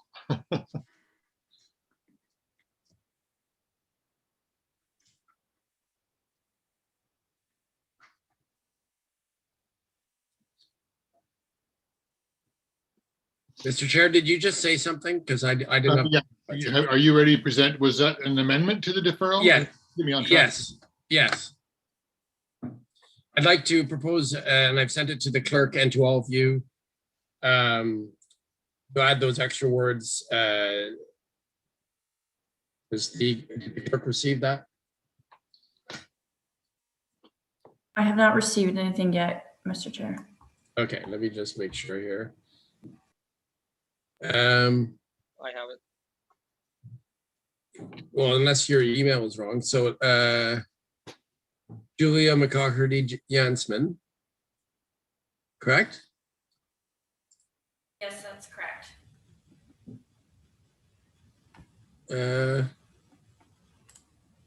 Well, it's been sent. I've got it sent. And committee members, did you receive it? Yes, I also have it here. And it looks like. Oh, if you could pull it up on your Outlook so that you can see it as I read it out, I guess. Well, yeah, you did not have her correct email. That's not correct. Oh, is that right? Yes. That's the one that came up from my Outlook. Oh, that's the Zoom email. So, excuse me, but Julia McCarty Jansen is quite different. Oh yeah, it's got, but that's what my Outlook has. Anyway. Miss Kennedy did forward it to me. Okay. So I did forward it to our host, so we can display it here in a minute.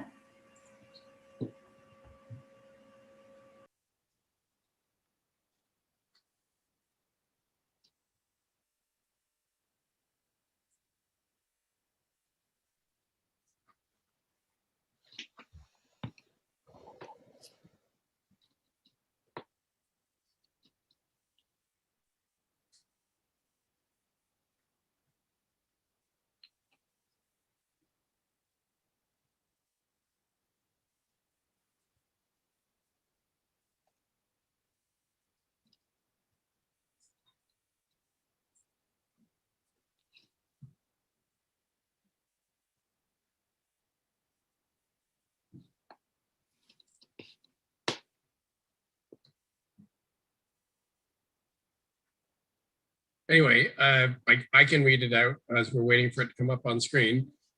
And that staff present options to the committee on how they could select additional items related to financial oversight and have them formalized as future committee agenda items.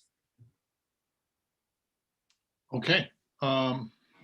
That the motion to defer moved by Councillor Chappelle and seconded by Councillor Strath be amended to add the words, and that staff present options to the committee on how they could select additional items related to financial oversight and have them formalized at future committee agenda items. Okay, so do we have a seconder for that? I'm going to try to make sure I see everybody here. Forgive me.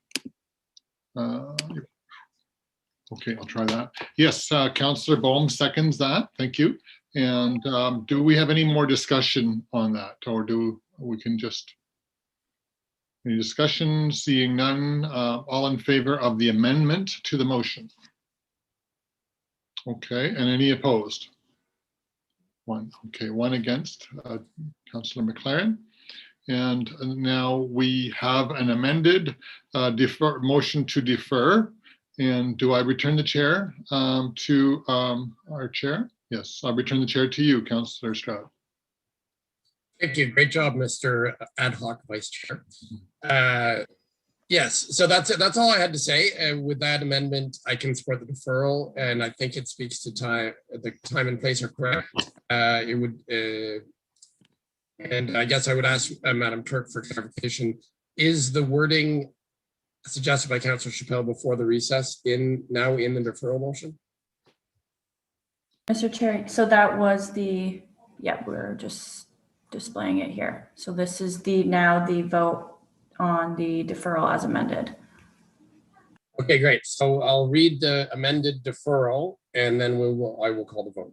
Moved by Councillor Chappelle, second by Councillor Osterhoff, that report AP 21-0210 be deferred to allow staff time to report back to the Administrative Policies Committee at the meeting scheduled for August 4th, 2021 with a comprehensive report on the various models used by comparative municipalities to provide council with increased transparency, accountability, and community input on spending residential tax dollars, and that staff present options to the committee on how they could select additional items related to financial oversight and have them formalized as future committee agenda items.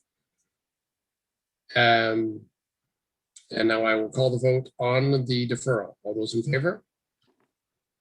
All those opposed? The deferral passes with Councillor McLaren opposed.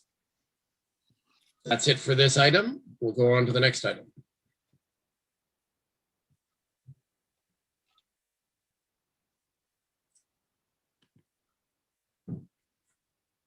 So we're at the item D, which is in conjunction with item F. So what I would propose is we move directly now to item E, skip item D and come back to it right after item E. And I would need I would move that and I would need a second. Second by Councillor Chappelle. All those in favor of moving item D back one spot? And that passes unanimously. So now we're on item E, audited financial statements. So this was already been alluded to a couple of times by the treasurer, but and by Councillor Chappelle too. This is the audited financial statements, and I'll go to Madam Treasurer to introduce the item. Thank you, through you, Mr. Chair. Just to start, we do have joining us tonight, Lori Huber and Rebecca Profit from KPMG. So thank you, ladies, for joining us.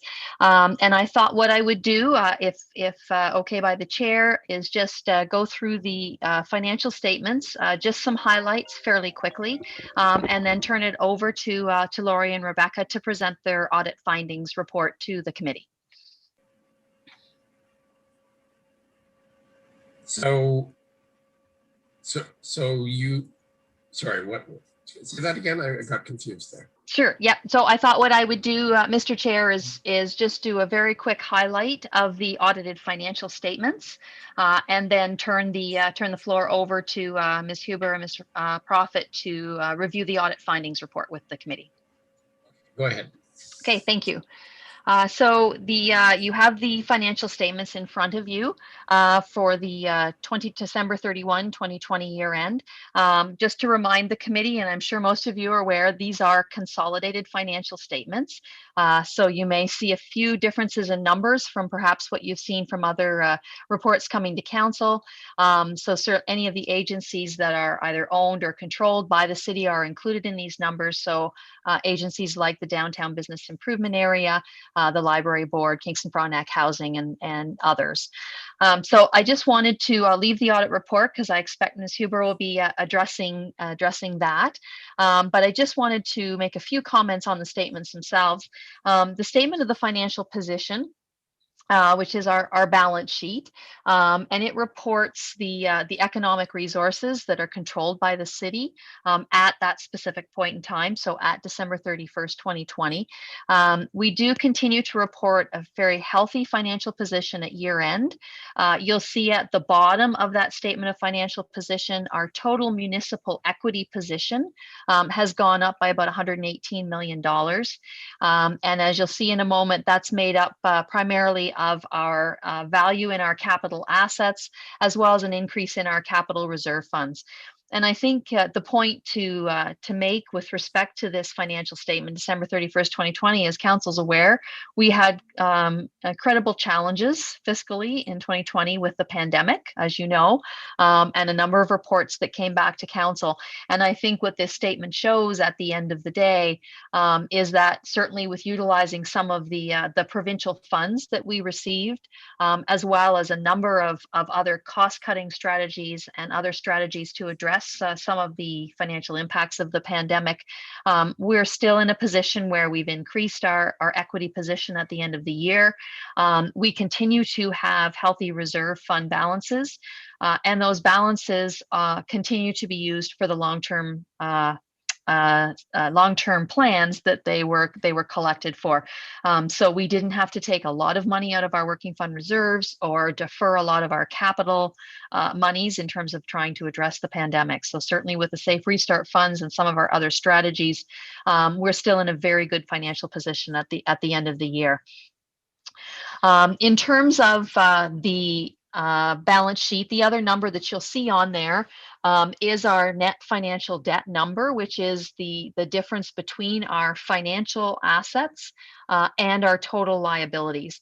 And as I've stated previously with the committee, the reason this isn't a net financial debt number is because it does not include in it our capital assets. So it's only our financial assets, but it does take away our long-term liabilities, which are issued in terms of supporting our capital assets, which are below that number. But ultimately, at the end of the day, what that number is, this 232 million, represents the city's future revenue requirements. So the revenues that we need to raise in the future to pay for some of our past transactions and events. And in this situation, it's really the money that we'll raise in the future to pay those long-term debt payments back. And so, Council will note or recall that they did approve an actual debt issuance in October of 2020 of $54 million. So these financial statements do reflect that that we did finalize the $54 million debenture back in October of 2020. In terms of the statement of operations, I'm just going to reference the committee back to the fourth quarter operating report, which we brought to Council back in May, on May the 18th. And you will see in these financial statements, they do tie back to that fourth quarter report, and that report provided significant detail on our revenues and expenditure variances to budget, as well as quite a lot of detail on the impact to the fiscal situation from the pandemic. So the numbers that are in these financial statements do align back to that fourth quarter operating report. On the statement of operations, however, there are some adjustments that are made that are different from our fourth quarter operating report. So for example, we do actually have to report under public sector accounting an amortization calculation on our capital assets. And so that would be included in these various expense categories as an expense. And as you know, that's not something that we budget for or include in our budget. So we do have some adjustments in that regard. And Council will note there is a note 16 to the financial statements, which basically reconciles the budget that we are reporting on our statement of operation to the budgets that you have actually approved as part of the operating budget bylaw for 2020.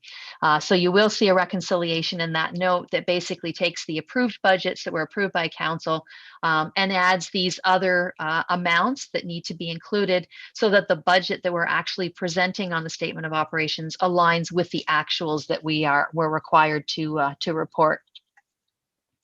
And then the last thing I just wanted to note, this is known as my favorite statement, is the statement of municipal equity. And so that takes that equity balance that was reported on the statement of financial position, and it breaks it down for Council in terms of what that large number actually means. And so you will see on that statement that we show the operating surpluses for each of the entities that are consolidated. You'll notice our general operating surplus is 0, and we reported that as part of our fourth quarter report. because we were able to use all of except about $150,000 of Safe Restart funds, and that 150 had to be paid back. So we were able to, with all the other adjustments, use those monies to bring our actual surplus to zero. But you'll also see some of the other entities that are on that statement. Within that 1.5 billion plus municipal equity, you'll also see about 1.3 billion of that is our investment in our tangible capital assets. So while it's equity to the municipality, it's not cash that we can go out and spend on the roads tomorrow. That's money that is tied up into our tangible capital assets, as is shown on there. And then finally on that statement, you'll also see our total reserve and reserve fund balances of about $300 million, and broken down in the various types. So again, you can see that we have had about a $30 million increase there within our reserve and reserve funds, which is fairly typical year to year, particularly as we continue to increase what's coming in with the 1% of capital. The only other thing that I want to mention before I turn this over to Ms. Huber is we do have a note 21 in the financial statements. We did have a similar note last year with respect to the impact of the pandemic. We are required to include disclosure in the financial statements if there's any events that have arose subsequent to the year end that need to be disclosed for a user of the financial statements. And so you will see note 21 again this year with respect to the impact of the pandemic, and basically saying that obviously we continue to experience the impact in the 2021 year, but it's not practical at this time to estimate what this is going to actually mean in terms of our financial effect to our fiscal effect to our financial operations at this time. So we have included that in the note, which is very typical of what you would see in a lot of financial statements, I expect, for the 2020 year end. So I think with that, Mr. Chair, perhaps I can just turn this over to Ms. Huber, and she can present their audit findings report. Go ahead, Ms. Huber. Excellent. Thank you through you, Mr. Chair. Good evening. Ms. Profit and I are very happy to be here this evening to walk you through the highlights of our audit findings report for the fiscal 2020 year. Our report was pre-circulated. It is lengthy, and I do somewhat apologize for that, but it was also somewhat of a unique year this year. And certainly our presentation will try to touch on the key highlights in terms of things that were uniquely different this year. So really, this report is meant to build upon our audit plan that we had delivered to this group back in the fall. So we've executed our audit in accordance with our plan, and certainly no significant deviations came about through the course of our detailed audit work. So where we are today with respect to the audit is we are largely complete. As you know, the financial statements will go to council for their final acceptance and approval of the financial statements. And that really is your audit report date. So to the extent something does happen that's significant that might impact any disclosures in the 2020 financial statements, the audit window does stay open. And interestingly enough, we are always required to write to the legal counsel with respect to the corporation of the City of Kingston in terms of any outstanding matters. And interestingly enough, that letter needs to be dated close to the council approval date, which is our anticipated audit report date.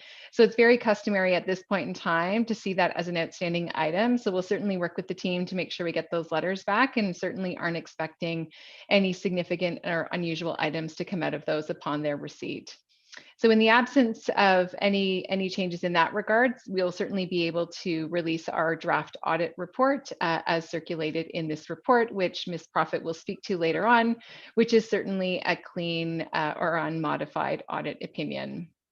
The second piece of the executive summary in our report touches upon some other items, but I just wanted to make sure that we were clear with respect to our independence. So as you know, as your external auditors for the Corporation of the City of Kingston, we are required to be very vigilant in terms of our independence. So to the extent we might provide any non-audit services to the corporation through the course of the year, we should be upfront and transparent with respect to those. So we have provided some non-audit services this year with respect to our social services review that we've been very open and upfront, certainly mindful of the safeguards that are required therein with a separate and distinct team and so on. So I just wanted to make sure that we had touched upon that point in case that was a question that might come up from the committee.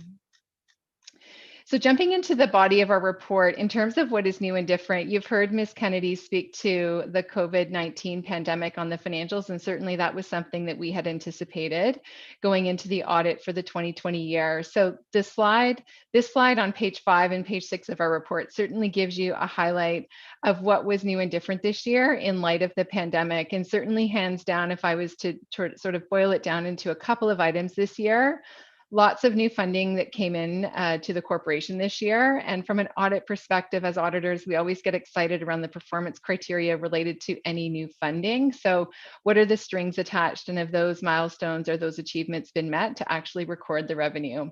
So the audit certainly incorporated that piece this year, and certainly the Safe Restart funding was a significant piece of that work.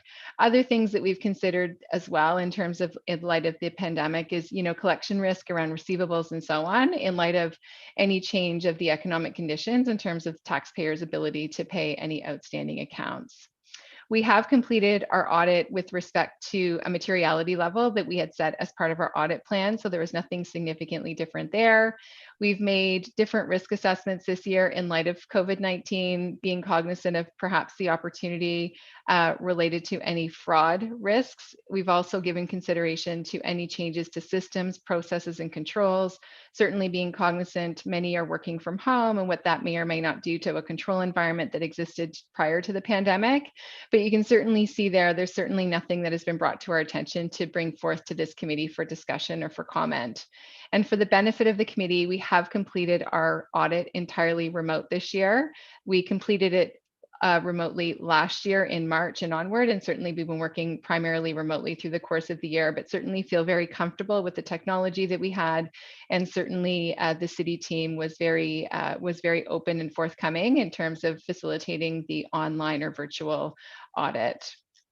The other piece just to bring to your attention with respect to COVID-19 as well is being cognizant of the impact of the pandemic on all of the other entities that culminate into the financial statements. As the treasurer has identified, the financial statements are consolidated, and it does require us to have a lens in all of the individual items that form part of the group. So we've completed those procedures as well. The final piece, and I apologize, I guess it's 3 slides here in front of you with respect to COVID-19, is just to give you a lens in terms of the substantive testing in terms of our response to COVID-19. So as you can appreciate, a significant audit procedure in a normal year is, substantive analytical procedures, looking at trend analysis, comparing this year to previous years. As you look at the statement of operations, there was a lot of variability or a lot of volatility in terms of the increases and decreases because of the pandemic. So what that meant is we really needed to switch gears a little bit this year and look at more items in terms of detail and more direct supporting documentation and backup, if you will. So that's what this slide here is trying to cover off in terms of what we did this year from an audit perspective to get comfort in terms of the numbers that were being reported. The second item that was new and different that we had also identified in our audit plan as well was a new auditing standard that came into play for fiscal 2020. Auditing standards don't come into play very often, so this was uniquely different. Accounting standards have not changed, but what this required us to do was to take a different look at any accounting estimates that are included in the financial statements. Again, estimates do get auditors excited simply because they're often derived from judgment, professional judgment, which can vary from individual to individual or from team to team, and really trying to get a better sense of the measurement uncertainty that may unfold in future years relative to these estimates. So we cast a broad net looking at all the estimates in the financial statements, and really what it boils down to on this slide is there were 2 pieces that required additional effort this year relative to previous years because of this new audit standard. So the first one is the employee future benefit obligations. And if you look at your statement of financial position, it's a fairly significant balance, over $50 million at the end of the year. That's what we've considered a complex estimate because of the significant number of data points and their use of an actuary and so on. That's what we've considered as in terms of complexity. We've done all of the required work. We've assessed the use of the actuary and certainly feel comfortable with the work that we've done. The other piece to bring to your attention, which is a little bit new and different, and we haven't spoke to as much in the past, is the landfill closure and post-closure liability that also sits on your balance sheet. That also is an estimate, and that is a very much a different process using management's internal expert from the corporation. So all of those things to say, lots of comments. We've given consideration to the new audit standard, and really at the end of the day, the key observation is that there are no significant findings to bring forth for discussion. So with that, we'll move into the audit risk section, and I'll pass it over to Ms. Profit. Thank you. So the first audit risk to report back on is a presumed risk of management override of controls. We have performed our procedures in response to this risk and have no findings to report, as consistent with past years. The next two slides walk through some additional areas of focus that were new and unique to this year in response to COVID-19. So the first being around specific government grants. So as Ms. Huber had mentioned, we looked at the specific performance criteria related to these granting agreements. So in review of the agreements, looking at the underlying expenses to drive the revenue recognition as at year end, as well as gaining comfort with where those balances set at year end when there were amounts payable back to the various ministries or receivable or as deferred balances at year end, and no findings to report as a result of those procedures. The second item on page 12 was to look at the capital costs and related revenue. So being cognizant of the volume of significant projects underway at the city at this time, we performed our substantive test of details. So looking at specific additions to capital assets within the year, items that moved from work in progress to in use, as well as recalculating the amortization expense that drives the accumulated amortization as at year end. In addition, we looked at the cutoff at year end to ensure that any balances that should be accrued as payable at year end were complete and accurate. And in relation to the capital costs, we looked at the related fundings as well to ensure we were comfortable with the revenue recognition of those sources of revenue tied to capital projects, and no findings to report as a result of those procedures. The next slide speaks to accounting policies and practices, and no significant matters to speak to here other than a reminder of the new standard for asset retirement obligations, which will come into effect for the city for fiscal 2023. And those conversations are underway with management already. On page 14, with respect to the financial statement presentation and disclosure, no concerns with the financial statements presented before you by the treasurer. We did have the discussions as were presented around the COVID-19 pandemic note disclosure, and that is consistent with what we would expect to see. We do communicate some additional other matters through the course of the audit. So the first item is around cybersecurity inquiries. So we did have discussions with management to understand the entity level control environment around cybersecurity. It continues to be a hot topic, and certainly more so with individuals working from home. To understand that environment, and through those discussions that were held and involving our IT professionals, there were no significant areas or gaps that were identified through those high-level inquiries, but we will continue to have those regular conversations as cyber policies continue to evolve. The second matter was around indirect tax considerations. So we involved our indirect tax group to have conversations with management as well and go through a questionnaire to identify any potential indirect tax risks. And there are no areas of immediate concern in the responses to that questionnaire. And our tax group is in discussions with management to review the HST collection on the municipal accommodation tax, the MAT tax, and certainly available to assist management going forward. Continuing on, as you'll recall from our audit planning report, we had set materiality for the year at $10 million, which had translated to an audit misstatement posting threshold of 500,000. So to the extent we identified any differences through the course of the audit above 500,000, we would bring those forward. So there are no uncorrected audit misstatements, and there was one corrected adjustment through the audit. It was an adjustment of $3 million to reduce accounts receivable for an amount related to post-planning development charges. So that adjustment has been incorporated in the financial statements presented this evening. On page 17, we speak to our other audit and assurance work.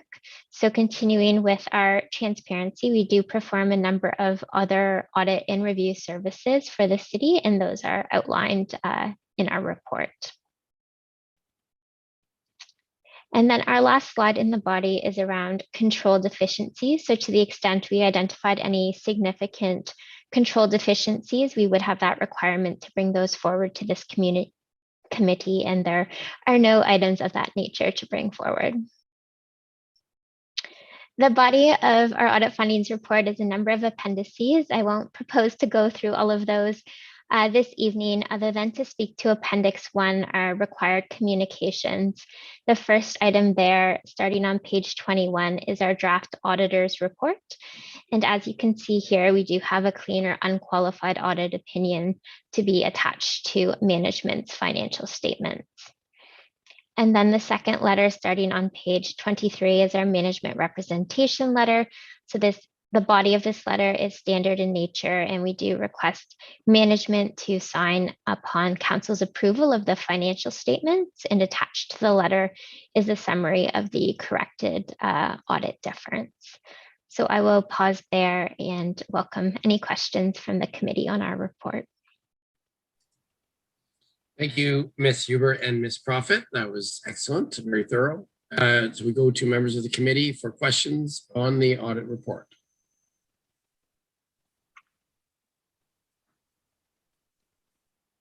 Councillor Spell. Thank you, Mr. Chair. I'm not sure if it's in the if it's deemed to be in the audit report, or if it's in the notes in the report from Ms. Kennedy. I was wanting to get clarification of the comments that on page, so it would be page 123 in our notes, 32 on the report. On January 1st, 2000, the city took a note payable in the amount equivalent to 50% of the value of the net assets transferred from both Kingston Hydro Corporation and the other utilities Kingston. And this note payable was in the amount of $10 million, or excess $10 million at 5.87%. And then it goes on, and there's another note payable for $3 million for utilities Kingston at 5%. What's the purpose of that? I don't understand how that structures into the finances of the city.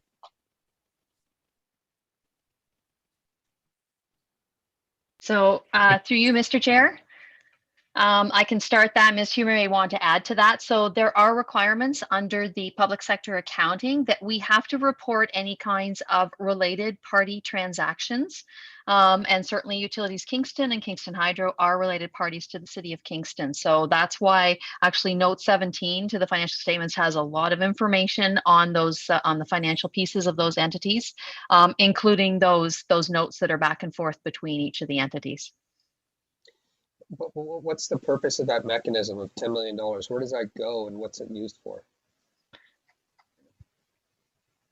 Sorry, Council, I'm just trying to find the 10 million. Oh, so the note payable. Yeah. I believe I'm just taking a look at that one. Yes, so that one is actually related to the structure of the companies that happened, the change that happened back in January 1, 2000. So when those corporations were set up and we were transferring assets into those, we had some notes payable back and forth between the new corporations and the city of Kingston. And so those notes still remain there today. So is that when the asset becomes a separate entity, and so they paid the city? Like, what function or utility of that note is it? Is it something that we can utilize on an annual basis, or is it something that we use as an income generation? I'm just not sure the purpose of it. That's what I was trying to get at. So through you, Mr. Chair. So yeah, so it's not something we can use elsewhere. So that note is payable from Kingston Hydro because those assets were transferred over to Kingston Hydro from the Okay. city. Yeah, so it's just Yeah. between those two entities. That makes sense for me now. It was just one of these odd things that was in the report. And then I was just wondering if you can clarify a statement on tangible capital assets for me, and that is capitalization of interest. As per city policy, interest costs incurred with respect to financing the acquisition or construction of a tangible capital asset up to the date that the asset goes into use are not capitalized. In 2020, these interest costs were and expenses were like just over $2 million. So though that $2 million, does that get added to our ongoing debt, or do we actually service and pay that out right away with our operating expenses?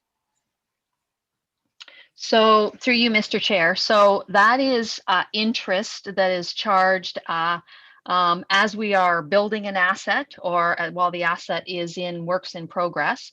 There is an interest cost on that, particularly if we have either borrowed money from ourselves from the general fund, or if we have borrowed as an advance from Infrastructure Ontario as a construction advance. And so our accounting policy says that we don't charge that to the cost of the asset. And from accounting purposes, what we actually do is we charge it directly to the reserve fund. So it shows as an expense on our operating statement of operations, and it's funded from the capital reserve fund where the funding is coming from for the actual asset itself. So I believe, and Ms. Huber can correct me if I'm wrong, but I believe under generally accepted accounting principles, you do have the option to charge that interest to the asset while it's in process. And so it would increase the value of the asset. But for the city's purposes, our policy has always been not to increase the value of the asset, but just to charge it through as an expense and fund it from the capital reserve fund that relates to that particular asset. I actually agree with that policy. Thank you. And then just two really quick points, just for clarity. The total outstanding debt that we have is just over $390 million. Yes, that's correct. Okay. And what is the total amount of additional funding that the province gave us? Because I see paragraphs discussing it, but it doesn't actually list it. And it'll be great if when this goes to council, it actually lists the total quantity of provincial funding allocated to the city during this pandemic period of 2020. Yes, so thank you through you, Mr. Chair. Thanks for that question, Councillor Chappelle, because you're right, it doesn't really show anywhere separately. The total that we have recorded in 2020 that would relate to our 2020 costs, it's about $12.5 million for the Safe Restart operations, about another $3.5 million for the Safe Restart Transit. So probably about 16 million there. And I believe about another maybe 2 million that we used for the Social Services Relief Fund. So probably about 18 million ballpark that was pandemic related funding that's been included in these financial statements. And just my final comment, is it possible for when this goes to council that be added in a clear form in your report? To the financial statements, Councillor? To the financial statement, or when you're submitting this report to council, it delineates that so it's clear for someone to read. Yes, I can work with the clerk to see if we can add it as an addendum onto the report. Perfect. Or we'll make sure we get that information somehow to council. Wonderful, thank you very much. And the only final comment I had is, I was after we made the investments last year to put solar panels on the East End project, and we had all these other green initiatives, I've asked to track how much money that we spent towards climate change initiatives. I don't see that anywhere in this budget or this report. Thank you through you, Mr. Chair. So no, that is not part of this. I believe there is a separate report that's going to be coming to council. I know that staff have been working on pulling all that information together so that we can see a summary of that. So I believe there's a future report coming to council on that. Wonderful. I just want to make sure that the residents of Kingston know that we put our words to action, and there has been a financial commitment to that project. Thank you very much. And thank you very much for presenting tonight, Ms. Huber and Ms. Prophet. Thank you. Thank you, Councillor Chappelle. I had do I have a question to the auditors? Yes, just very high level. So you said a couple of times that it was what you would call a clean audit or whatever. despite the added level of detail with the pandemic and the extra spending and the extra revenue stream, are you able to tell us any comparative information related to other municipalities, or is that all under confidentiality? Mr. Chair, I'm happy to respond to what I'm seeing, but I can only speak to what I'm seeing thus far. And I think that's maybe my first comment to say that, you know, the corporation's financial statements were in great shape. You know, we've stuck to the timeline that we've had in the past, and I can certainly say that's a unique concept this year. So I think that really speaks to the testament of the strength and the depth of the financial team here. That would be my first comment. It has been a different year for a variety of different reasons, and certainly the municipality sector has been significantly impacted, and we're certainly seeing that through the work that we do. So I don't know if that answers your question, but certainly I think it speaks volumes in terms of the team that you do have here. Yeah, I think the main message is clear that that the city managed to weather a very difficult circumstance from an audit point of view. Thank you. I have a question to the treasurer.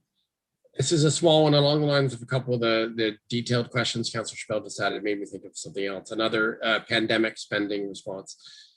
It may not be in this, it may not be in here, but which line and was it subject to the audit?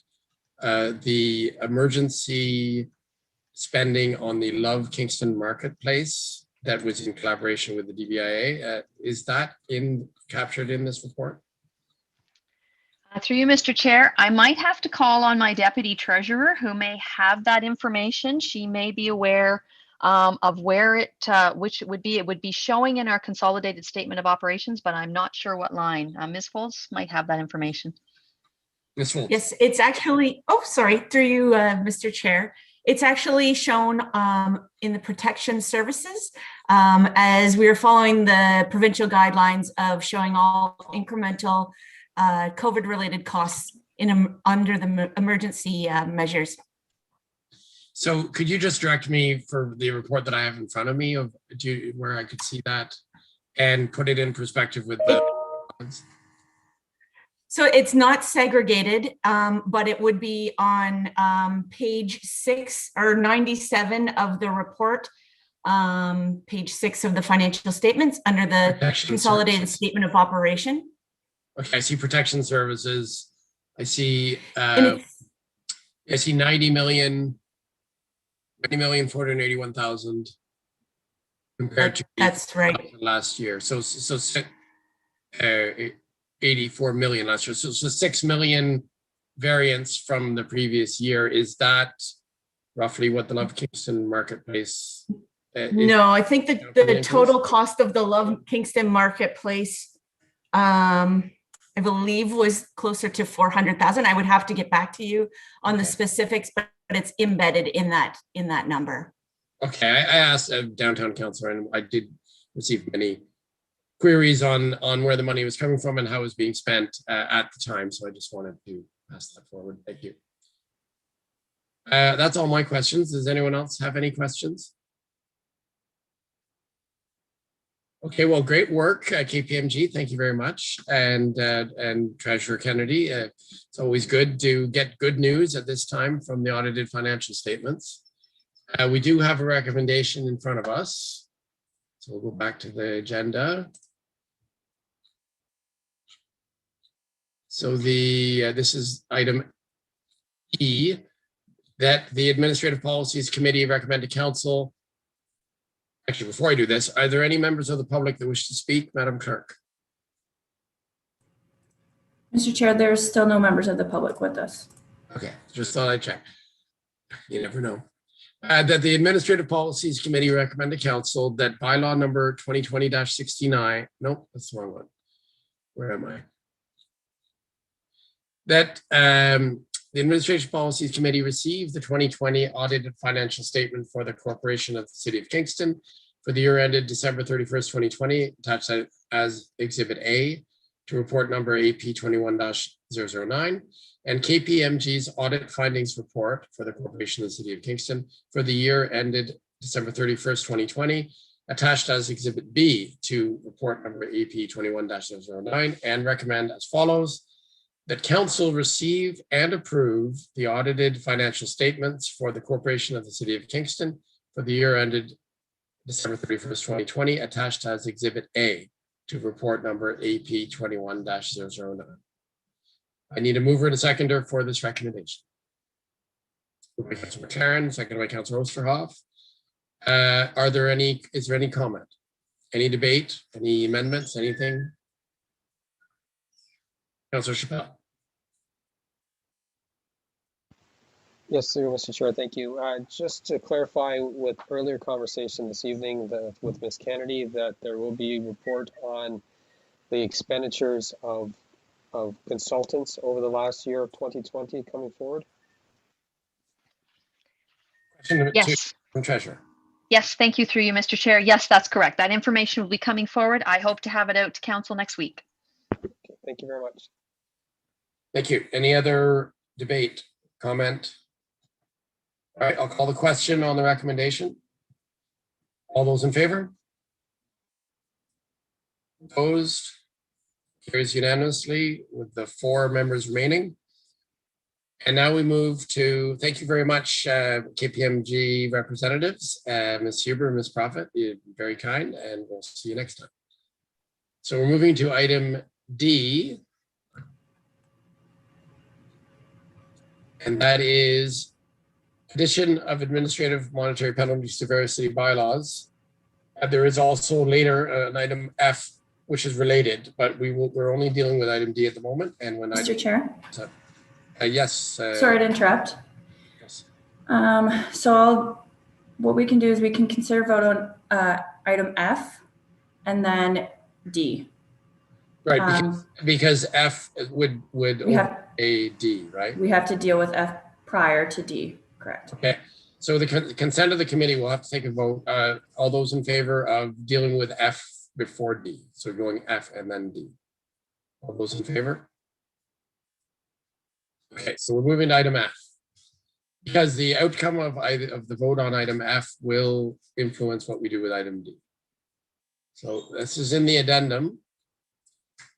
And it says in the addendum when it was printed 7, but it's actually 8. 8F, supplemental report, addition of administrative monetary penalties to various city bylaws, and there's a recommendation. And there's also a supplemental report. So perhaps we can go to staff to introduce the supplemental report, and then we can ask questions. So Mr. Campo, you're up. Thank you, and through you, your chair. We could have kept going with the hockey conversation, but I'll leave it short and sweet like the Leafs playoff run. We'll go to the report. Sorry, Councillor Staff. Staff are before the committee tonight with a report that are recommending the application of administrative monetary penalties to be expanded to 6 additional city bylaws. The expanded use of AMPs will help deter nuisance behaviors, protect the health and safety of the city staff and residents, and protect the infrastructure from damage. Section 4.34.1 of the Municipal Act gives municipalities the ability to establish an AMP system as an alternative mechanism for enforcing compliance with regulatory requirements. Council did pass bylaw 2020-69, and that was a bylaw to establish the process for administrative monetary penalties. And again, any city bylaw can be designated by council as a bylaw under an AMP, for which an AMP can be issued. Further to that, I'd also like to point out that between August 28th, 2020 and June 2021, a total of 281 administrative penalty notices have been issued. This includes 212 notices that were issued by the municipal law enforcement officers, our bylaw officers, and 69 notices that were issued by Kingston Police. So with that being said, we are seeing that AMPs have been proven, are being proven to be an effective tool for enforcement with the city right now. And I guess I can open up questions from the committee right now regarding the report itself. Thank you, Mr. Compo. I'll start off with just a general question that we probably all have. So AMP is administrative monetary penalty. So the recommendation is that we start a new dimension of bylaw enforcement, in the sense that a bylaw officer of the city, if this passes, could issue a ticket for the infractions listed, which are contrary to bylaw, which would be a parallel system and would not involve Kingston Police or any other court facility or any provincial law enforcement agency, correct? So through your chair, Kingston Police have the ability to issue administrative monetary penalties as well. This is a tool for enforcement staff for less severe non-criminal aspects of charges or penalty notices. In this aspect, for the administrative monetary penalties, it's actually a penalty notice subsequent to a fine that would be under the provincial offenses system. Through this, we are seeing that we're seeing that we can also, sorry, I should rephrase what I'm saying. Bylaw officers also have the ability to issue an AMP or a provincial offenses notice, but they can't issue both on the same subsequent consequence or offense, if that makes sense. So this is already a practice that the city is using in enforcement between Kingston Police and city bylaw are using in terms of the emergency orders that have already been passed, the nuisance party bylaw and the noise bylaw currently. So again, I can even go a little bit further to break that down to say that there was, again, 281 municipal offenses that were issued under this process. We had around 81 of them appealed and 22 of them went to our final hearing officer. So again, we are seeing an alleviation from our court system, and we're seeing this as an effective tool for enforcement staff, especially during the pandemic right now.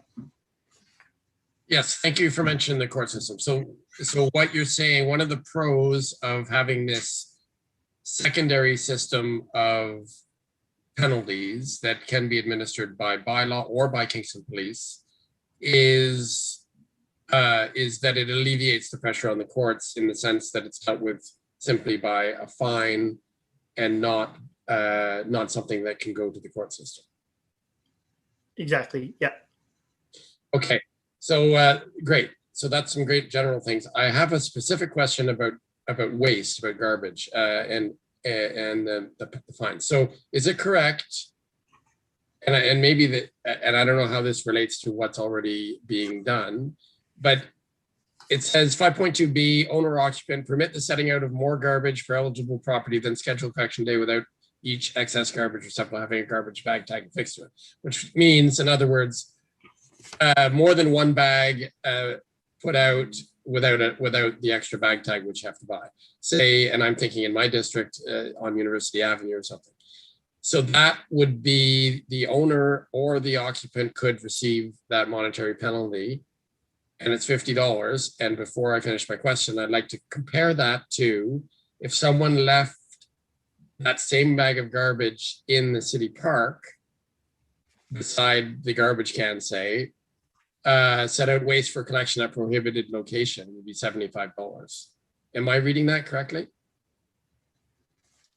So thank you for the question, and through you. If somebody was to put a bag of garbage beside a municipal bin, that would be treated as illegal dumping. And the charge for that is a lot more severe than $75. It's a $300 fine. And this would be inappropriate for if you're putting it out for your curbside in front of your private property, in front of your private residence. So what does set out waste for collection at prohibited location? What would be an example of that? Potentially putting it out either at the wrong location or at the wrong times when your collection is actually supposed to be set out for.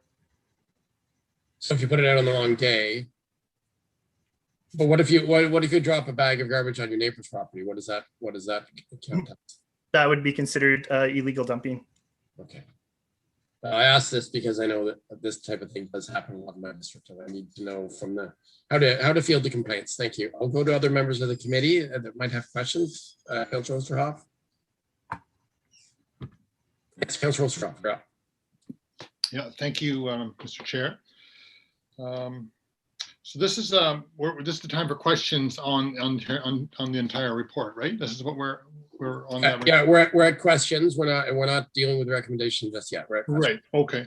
Can you tell me, Kyle, about the appeal process? It seems like a high. It's about, I have about 28% of the 281. That's a pretty high appeal process, and I mean, I don't like AMPs, but I do see that it can be an effective tool. I immediately worry about abuse of it, but have to trust also the process. And so, but anyways, I think that's pretty high. So people would be pretty inflamed, I imagine. How do people appeal it, and what are you learning about that? What's the success rate?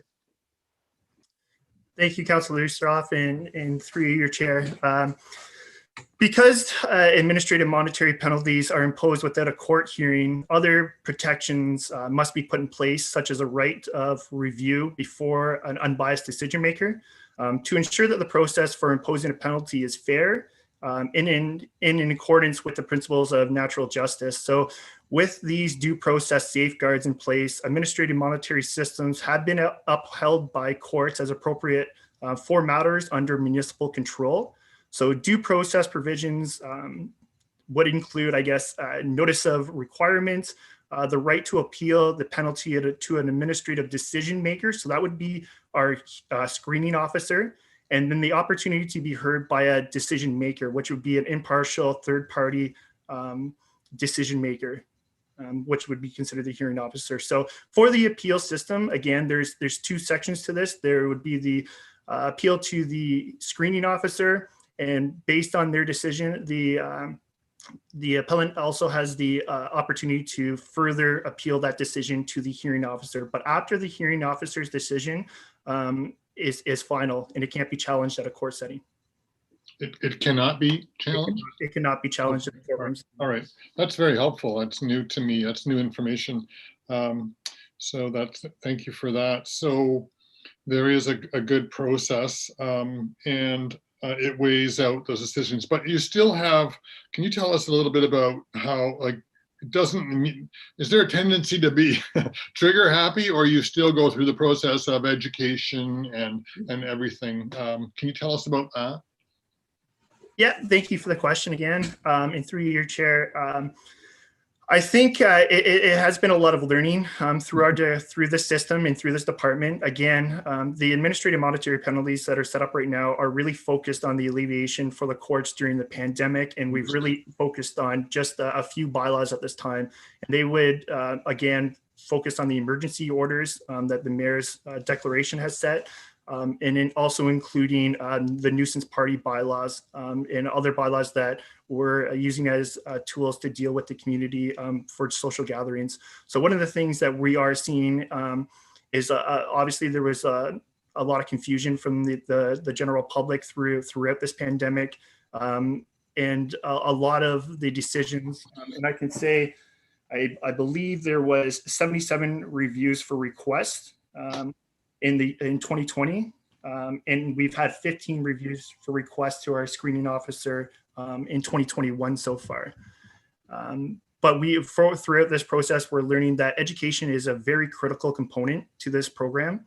The way that AMPS would be viewed as for, again, there is an option to charge by way of provincial offenses notice or by way of administrative monetary penalty, but the view is really that administrative monetary penalty would be less punitive in nature. It would be less of a charge. And that's what we would, with that tool and being, again, educationally driven to the public is the tools that we want to use in enforcement going forward, using this as a first step before we enter the court system, and really laying the foundation for education like we really try to do for each and every bylaw that we are enforcing. Thank you. Yeah, I believe that. And I think that's, I want to advocate for that on behalf of our community, that we don't want to create a society that's exasperated. And, it's part of obviously I don't know everything you experience, but I think I'm encouraged to hear that as well. Now we have a list of what bylaws already having amps, and we want to add 6 more. So is it just a council decision to remove a bylaw too? Does that happen? That we do choose not to have an amp capable for amps, or is that it's basically like we can add them, we can subtract them as well? Through you, Chair, that is my understanding, that this is a municipal process, and by way of council that we can remove any bylaw that has the administrative monetary penalty associated with it. And I do believe that that can be directed by council. I do know we have our city solicitor, Mr. McLeod, with us. I don't know if he's able to confirm that or not, but I do believe that is the correct measure. Okay. I'm not sure if he wants to address it. He can always Mr. Chair, can I have a couple more questions? Yes. So the other question I see Mr. McLeod is here, so we'll let him just answer that. Yeah, thank you. Yeah. I feel this will be the shortest answer I've ever given. Mr. Compo's right. So it can be removed, yeah. Correct. So one of the things. Thank you, Mr. McLeod. Thank you, Mr. McLeod. The other question I had for clarity, I'm still troubled by the short-term rental file and its inclusion in the request to be added to the bylaws. I'm wondering why we've chosen to put it in, and when it's not quite prepared yet, the work that the passing of what we've passed for short-term rentals. And do hotels and motels, are they also subject to it? Why wouldn't it just fall under the hoteliers or the overall umbrella? Why have we just chosen just the short-term rentals? Thank you. Through your chair, to my understanding, Councillor, it is because the bylaw doesn't encompass hotels and motels under the short-term rental bylaw. We're working with the bylaw that's before us, and that is the short-term rental bylaw. So that is encompassing short-term rentals. So I think that is why we haven't, this does not apply to hotels and motels, to my understanding. It would just be short-term rentals. One of the reasons why we have this is because there is no set fine for short-term rentals right now. So we don't actually have a measure to be able to enforce unless we go through what's called a Part 3 summons, which is a long form in a court process to be drawn out to be able to actually charge anybody that's in violation of the short-term rental. So through municipality comparison and through discussions with our legal team, we have proposed the AMP, the fine amount, as you see before you tonight. Okay, yeah, I would like to raise to my colleagues that concerns me, that we would choose so early on to break that out and to include it at this time. I couldn't support that at this time. I feel like it's a bit of a targeting, actually, because it's an incomplete bylaw now. We're still putting something together, and it feels like, to me, it's jumping the gun, and that we are going to, I think it would be due diligence for us to choose education. I think that Councillor Ostroff, it's questions only. When we get to the main thing, you can make your statement. Yeah, okay. I always wanted to mention it, so that makes it clear. So hotels and motels do not have this type of thing. So, all right, that's all my questions for now. Am I able to respond quickly, or is? Well, it wasn't a question, so I would say hold your thought, because it'll probably come up later when we get to deliberations. Thank you. Anyone else wish to ask questions? It's really just questions for clarification of what's in the addendum here. Councillor Chappelle.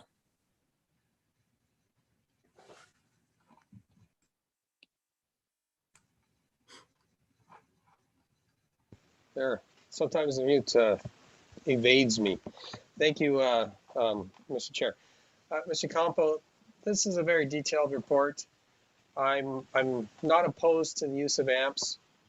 I'm wondering, in your investigation into this, how some of the pricing for ticketing charges had come forward. I'm wondering, have you spoken like with Paul Somerville, the chair of the Toronto Administrative Penalties Tribunal? Have you, because they set up their penalties tribunal in 2017. They went through all the bugs, and they now have a very efficient, even as an online process for people who appeal. I'm just wondering, so it's a twofold question. Who have you reached out to draft this? What can you tweak better? And a couple other questions. Thank you, and through your chair. Through our assessment, we have spoken with a number of municipalities. We did have our enforcement coordinator, Derek O'Shea. He was reaching out on behalf. Unfortunately, he is not on the call with us tonight, but I can assure you that throughout this report, it does indicate through different sections about the comparisons in municipalities that we gave, including Oshawa, Richmond Hill, Newmarket, are just some of the municipalities that we looked at. We also looked at Brampton, Hamilton, and then you're going to see various municipalities that we compared it through the AMP specifically to in that category with the municipality.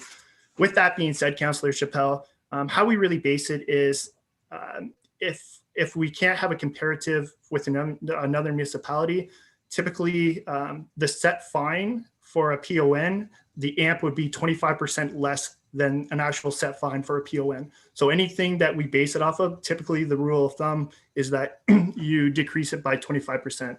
And that's what we're seeing across municipalities. When we go to look at some of these comparisons, it is obviously a newer practice for a lot of other municipalities. But in terms of that distinct contact, I can't speak on behalf of if we've contacted that individual or not. I'd have to circulate back to the coordinator, and I can come back to the committee with the result. Okay, so a couple of my questions actually relate to some of the fines. I'm trying to figure out dumping waste on public property or someone else's private property.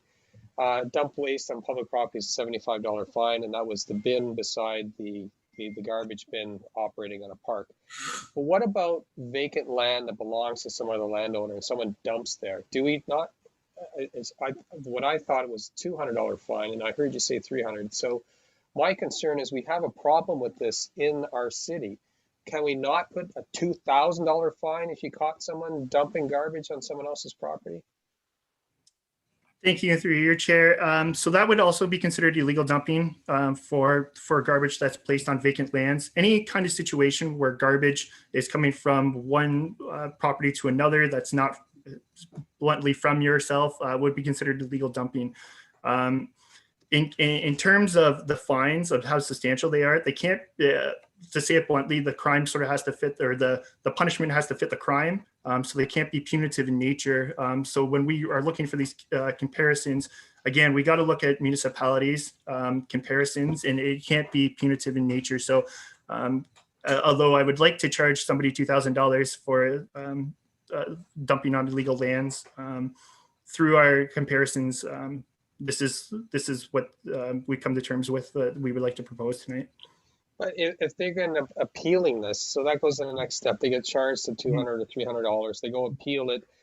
They get a person who's in a good mood that day. They bring them a coffee. They drop the fine in half. They're happy, and the city got half. I'm just concerned that there are some systemic issues that we have in the city of Kingston, and if we're able to put an AMP on certain bylaws.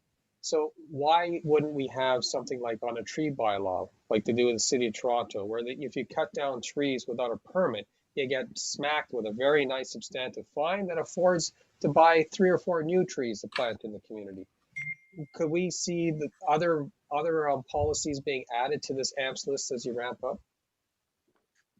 Thank you, and through you, your chair, absolutely. I think what we really want to propose with this report is just adding bylaws that we do we do cross over throughout the year. They're not high in volume, but we wanted to at least trial a couple of bylaws outside of the ones that are currently happening right now. So we want to measure how many calls that we're receiving in. And then also, absolutely, if we're seeing a higher volume in AMPs and that we're not seeing any kind of I guess, compliance in terms of these AMPs. And then we could either be directed or we could bring a report back to council amending for a higher increased amount for the penalty notices. One of the policies you may want to add to this before next year would be the sign bylaw with AMP policies. We've had a lot of recommendations from a lot of internal departments to include AMPs, obviously for various reasons, but these are things that we're looking at, Councillor Chappelle. So in principle, I'm in support of AMPs. I do have to agree with what Councillor Oosterhoff said with regards to the short-term rental, having been on that file on that side, and we've had debate on that. So I'll put that aside for now. My question is more of an operational perspective. Yep. As AMPs become more and more popular, obviously more tickets will be issued. You'll exceed the 281. You may get to a point where you get 2,800. At that point, there will be a number of people who are unhappy with that ticket. It'll have to be go through a screening officer and then to a hearing officer. So what other cities have done is their hearing officers who deal with the issue of the public and have to deal as the neutral arbitrator, such as with the City of Toronto. Those individuals are appointed by council or a subcommittee such as the Administrative Policies Committee. They would do the interview review and address who they are. And they could be anyone who has adjudicative experience, has gone through the SOAR program, which is Society of Ontario Regulators and Adjudicators. You need to ask your question. So my question is, will you come back to council with a report on how you're going to stagger out the operationalizing of this so that you could have the support of council and it doesn't become an administrative burden and that we have the appropriate resources allocated, and that council ultimately, because you're dealing with public, have the ability to hire and fire the adjudicator at the end, only because we end up wearing it as a resident. Residents end up being angry at the councillors if they don't feel that their issues were heard. Thank you. And through your chair, I may defer this question to the city solicitor again, just to talk about the measures going forward. But I think that would be something, Councillor Chappelle, that we would incorporate as we see the system flourish. And then we see the expansion of multiple administrative monetary penalties. That would be something that we would be looking at as in terms of review throughout this year. Again, it is difficult to be able to review and assess when we only have limited bylaws, and those bylaws are at a high penalty rate due to the emergency order and COVID. So it's very hard to be able to analyze the sort of like the review or how the system is going to work. And that's why we're really trying to consider only adapting 6 bylaws at this current time to AMPs, so we are able to review it. But I will ask maybe if Mr. McLeod has anything to add. Actually, thank you. Sorry, Mr. McLeod, hang on a sec. I need to rule on whether this is an order. So the question is to the process of the independent review officer, whatever they're called. Is that subject to this bylaw that's in front of us today? Is my first question. If it's not, then it's not in order. Mr. McLeod. The bylaw that's in front of you today is a subsidiary bylaw of the main AMPS bylaw. So you have a procedural bylaw, which is 2020-069, and then the populating of, that's the structure of how AMPS work. And then the populating of subject matter is bylaw by bylaw. We have to go through it, but they work together.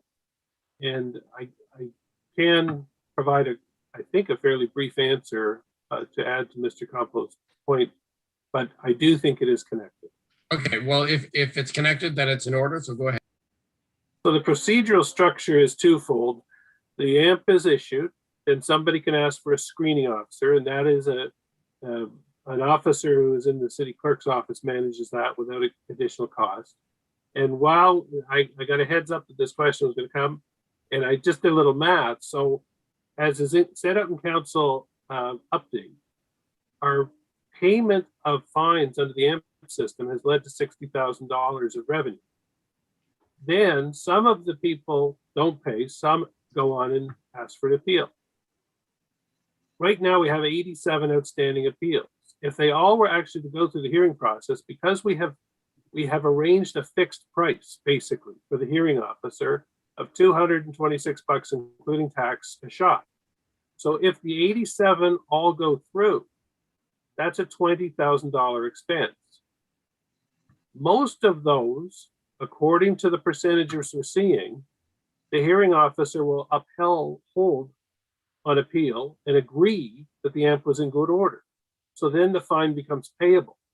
So my point is just in terms of efficiencies and administrative value, the overall income from the revenue of the fines pays for the system.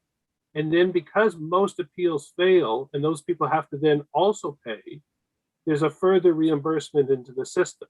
Now, the system isn't set up to make revenue, but as it stands now, the system does pay for itself because we set up a fixed price deal on running these very efficiently at the hearing officer level.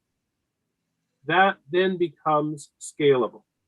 So if we add amps, we are able to also add resources and not necessarily hire city staff, but through my office, we manage the hiring of that officer, that hearing officer, at that price. So effectively, and I can assure the committee, I review every bill, and I think I send them on to Kyle. We make sure that they're following that pattern. It has ended up being a very efficient process and one that we are overseeing in legal in the sense of looking at the outcomes, but also Kyle and his group gets to see the outcomes, as well as the clerk's office.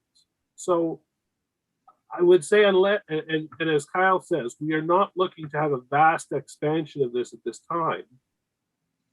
At this point, I think we can administratively handle it, and in effect, it pays for itself. Does that answer the question, committee?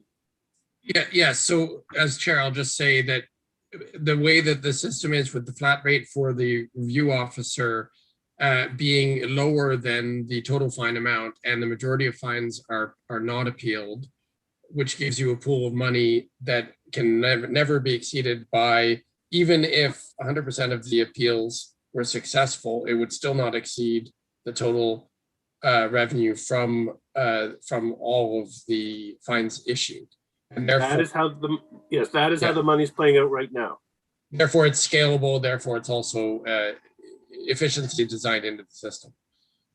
That's what I. So. Yeah. Okay. Thank you, Councillor Chappelle. You still have the floor. Thank you, Mr. Chair. Mr. McLeod, that was excellent approach. I wanted my fellow councillors to understand the mechanism in play. Obviously, I'm more involved with tribunal work, and I just wanted to make sure that adding on to these complexities, I do appreciate the staggered approach.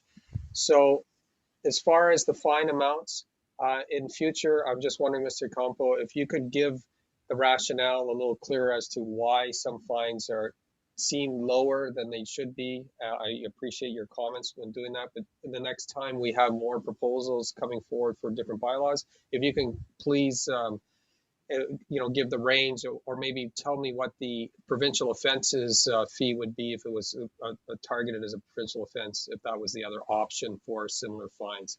That'd be helpful. Is that something you could bring forward next time? Thank you. And through you, we do have it as an exhibit tonight that we do compare the proposed amps comparing to the set fine amounts right now. So those are indicated as part of. That's okay. I see it now. Thank you. Yeah. Okay. Sorry, Mr. Campo, for the benefit of the other members, where would we find that exhibit that shows the comparison with the provincial offenses? Page 75, 74. Thank you. Is this of item D, that exhibit? It's in the I believe amendment. It's the full package. It's a full package meeting agenda, page 74 in the document, but it's page 79 of the material. Exhibit L. Thank you. Exhibit L, proposed administrative monetary penalties, and then it has the set fine amount beside it. Is that the one you're saying? Okay, so for the other members of the committee, it's page 74 of the main report before the addendum in item D. And it shows the 25% difference that Mr. Campo had spoken to. It's actually greater if it's $75 to 100. It's greater than 25% difference if you start with the 75, but it's 25% less than $100 if you're taking the provincial offense as your benchmark. So that and in some cases it's more than 25%, as you'll see from looking at the chart.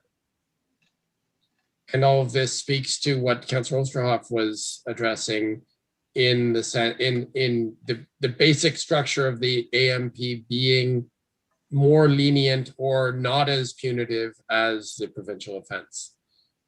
So is it correct, Mr. Campos, is a question, that it is not only a little bit more friendly to the one subjected to the fine, but it's also more efficient in the way that we process the fines and the appeals? Thank you, and through your chair, absolutely. I think some of the reasons why we use them is it's resolving minor bylaw infractions that can take months in the court system. Individuals can resolve bylaw infraction matters in a more convenient and timely manner. And some of the feedback that we are getting from residents is that it is a less intimidating environment than the actual courtroom setting through this process. This approach also helps reduce the congestions like we're talking about for the courts, provides more of a local and accessible dispute resolution system, and preserves more of the individual's rights, is what we're seeing from the system right now, and one of the why we're really aiming towards using this.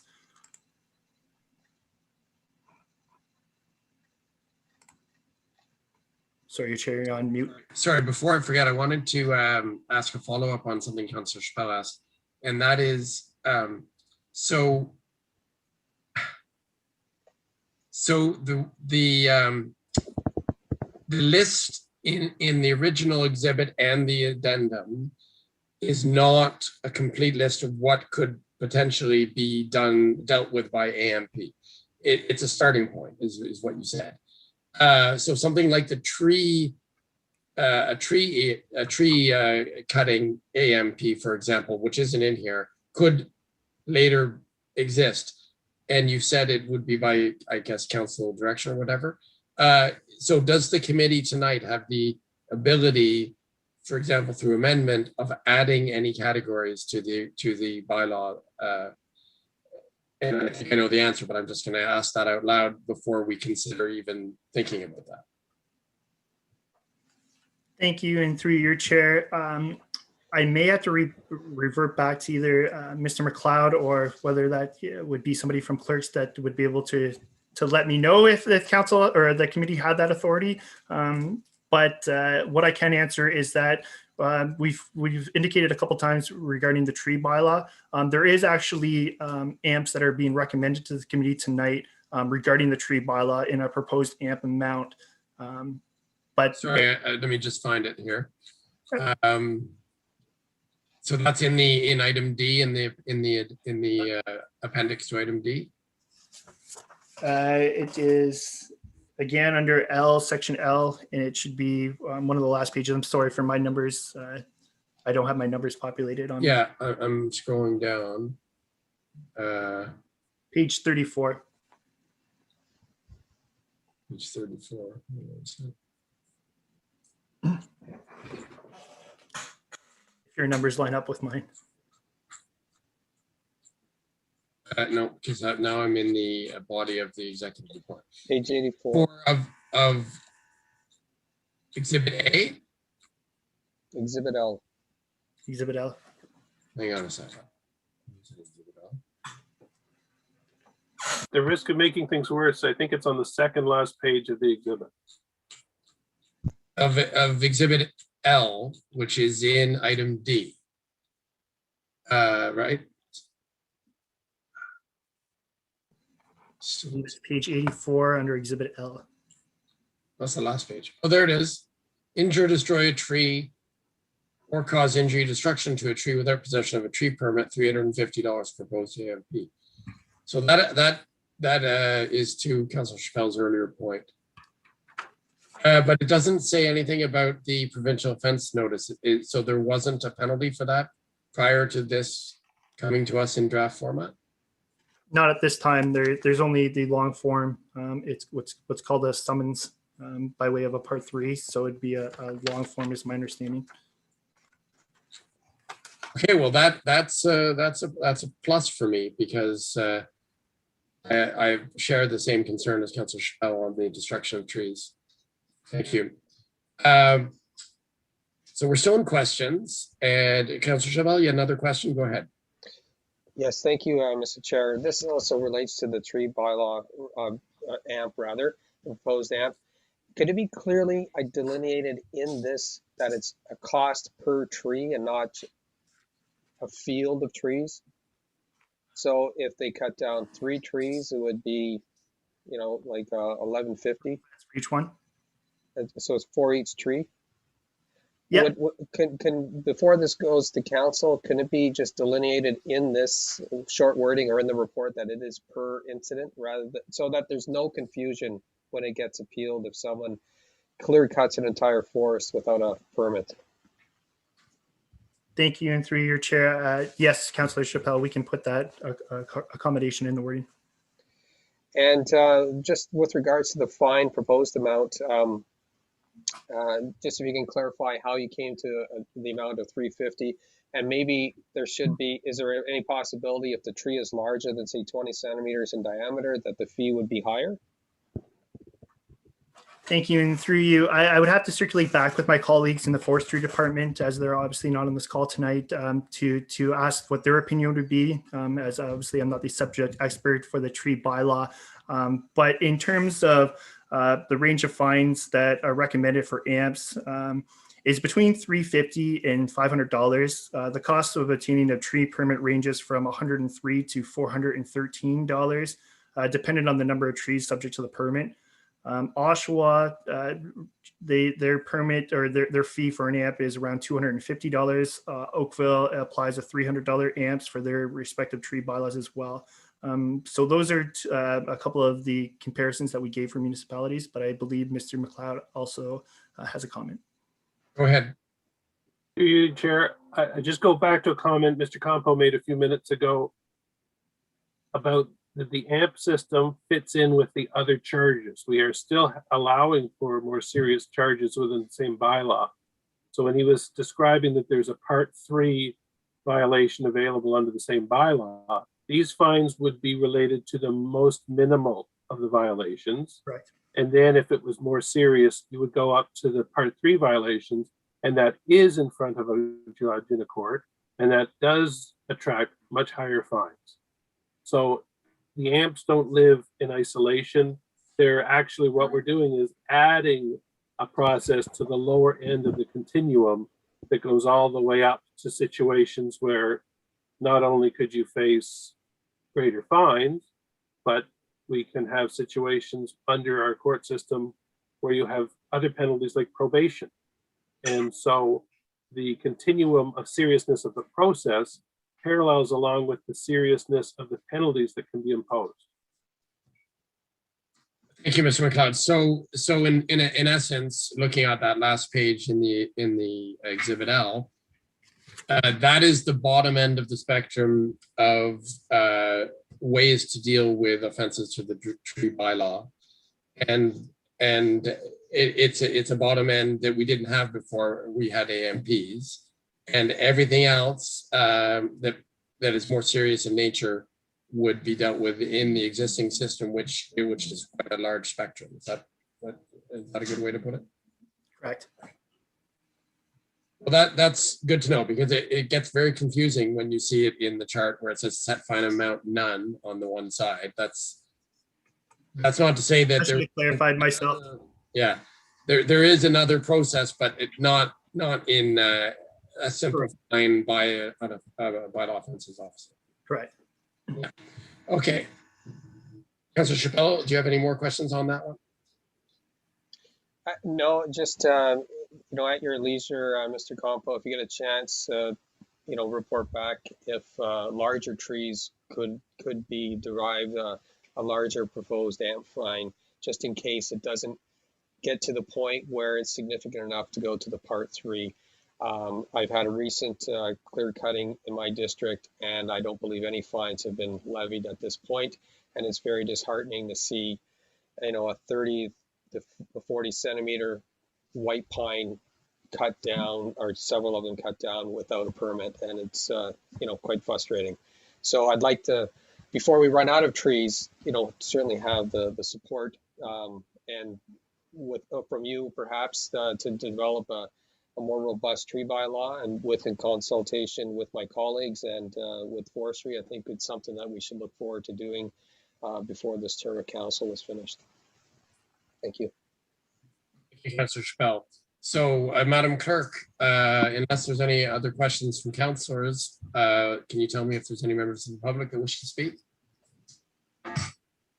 No members of the public. Thank you. So we need a mover and a seconder for the recommendation that's in front of us. And now we're still dealing with item F first, and then there'll be another recommendation from item D. So the recommendation is, I read it earlier. Did I read it? No, I'll read it now.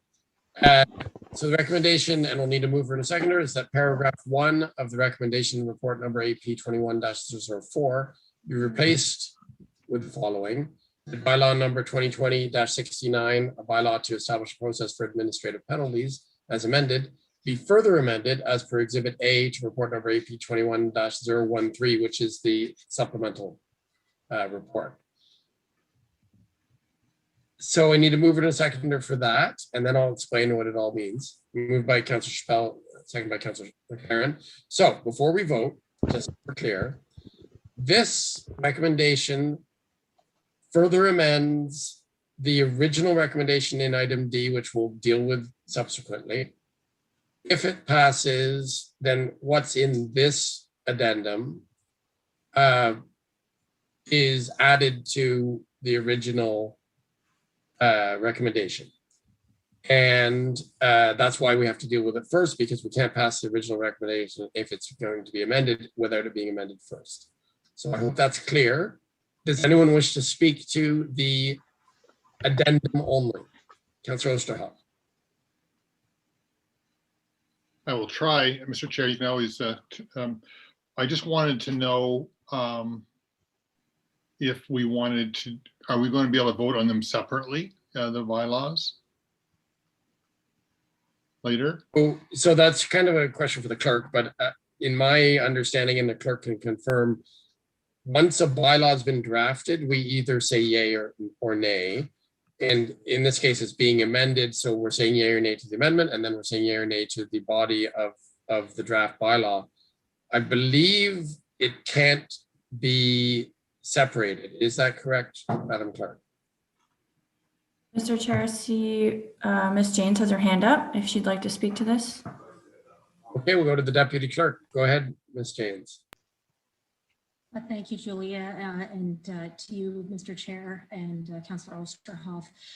The committee is not actually voting on the bylaws themselves tonight. They are recommending the bylaws to council. So the individual paragraphs within the recommendation can be voted on individually if that is the desire of the committee. So for example, had Councillor Bohm been here, the one clause would have been voted on separately to accommodate his pecuniary interests. Since he's not here, that's not necessary at this time. But if there is another paragraph that a member of the committee wished to separate out and take a separate vote on, we could do that. Okay. So sorry, Councillor Osterhoff. So just to clarify, it can be separated clause by clause in the recommendation, but each recommendation only has one clause. Sure. Like what he's asking, I believe, in essence, it's can you vote yes some of the proposed penalties and nay to others, correct? Yeah. Well, my question will be related to short-term rentals, which I'll ask for a clear explanation why they're included again. But I wanted to know if we, as a committee, didn't support like solid waste or short-term rentals. Can we exercise that right now to not support the inclusion of a bylaw? Yeah, so the question to the clerk is, can committee, it's a recommendation to council, granted, and the bylaw doesn't exist until council passes, but can we as a committee, can individual committee members vote, ask for individual penalties to be separated, or individual parts of the recommendation, not of the recommendation, but of the exhibit to be separated?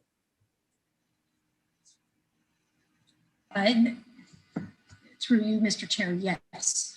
It would mean that we would need to make an amendment, I believe, to paragraph 9, because if that was not approved.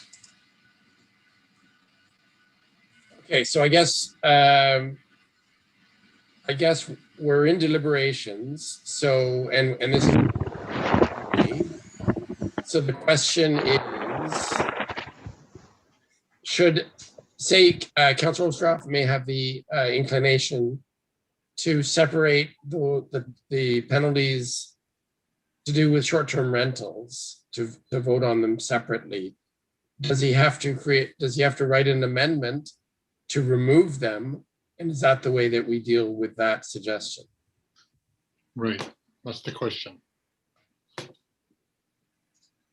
Bear with me for just a second, Mr. Chair. I'm just rereading the recommendation carefully.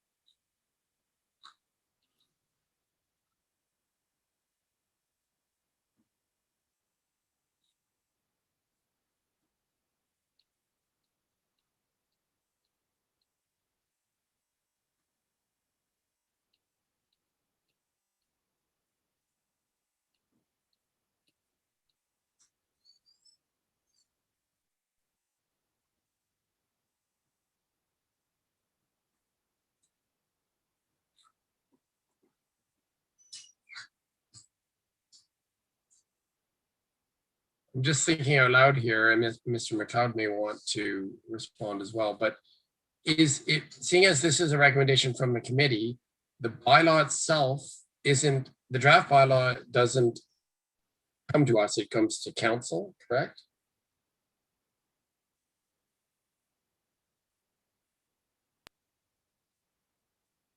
Through you, Chair, I do believe this is more a question for the clerk, in the sense that the process of going through the recommendation, as the clerk Jane said, you can't split them out one by one, but I think it's also a process that she's going through now to make sure they're splittable, because sometimes texts can be interrelated and each clause is not equally severable as the next one. Right. So as chair, I would have suggested, if it were procedurally sound, that Councilor Ostroff, if he's so inclined, makes an amendment to remove section 4.1 and section 4.2 from the recommendation, because those are the two sections of the bylaw that hold an AMP penalty for short-term rental. Just to be clear, Mr. Chair, I think it's, well, I guess the issue for me is bylaw number 2021-010, a bylaw to license and regulate short-term rentals in the city of Kingston. What this recommendation is it's recommending proposal for administrative monetary penalties, and it lists them here, all related to that bylaw. And so I'd like to have a little more fulsome discussion on it, but I would like to know if I can if I choose, or maybe all of us would choose to maybe not include that in this recommendation. Okay, so you're saying to remove all of the penalties relating to bylaw 21-10. I just think that it should be something we discuss together here, because I think that there are some legitimate questions wondering why it's being included at this time.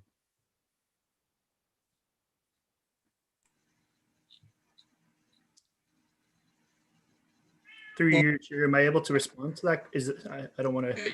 You may, but before you do, we need to know whether it is in the committee's hands to separate the particular bylaws that have been selected by staff for inclusion in the AMP system. Does the committee have the ability to vote on each bylaw inclusion separately? Is the question to the chair. Mr. Chair, I've been doing just a quick analysis here. There are some words in Exhibit A, which is referenced in paragraph, I guess it'd be paragraph 2 of the recommendation, right, that amend the AMPs and provide some amounts. So that would amend the motion to delete clause 9. So to remove approval of the bylaw for the short-term rental would necessitate removing of the page that deals with short-term rentals in Exhibit A. And I believe that is page 50. Page 50 of the report is the part of Exhibit A that's the issue. Page 50 of the report, hang on a sec. So we're talking about Exhibit A. This is part of Exhibit A? Yes. I have page 78, but I might get confused. I don't even know where we are anymore. So okay, there's the bylaw. Yeah, I wasn't changing the bylaw. The request tonight is for a recommendation to include short-term rental bylaw in the administrative monetary penalties. okay, so yeah, so in the addendum, which if passed would replace the original exhibit. So the original exhibit becomes moot from D if the addendum passes. And in the addendum, there is a section for short-term rentals, right? And that's, the clerk has said it's on page 50, but I don't see that. I keep looking at both and I don't see a page 50 on either one. Oh, in the original. We're talking about in the original. Yeah, page 50. Yeah, there is a bylaw and it's listing the penalties.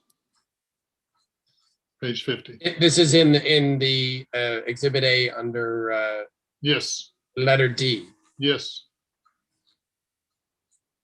Letter D.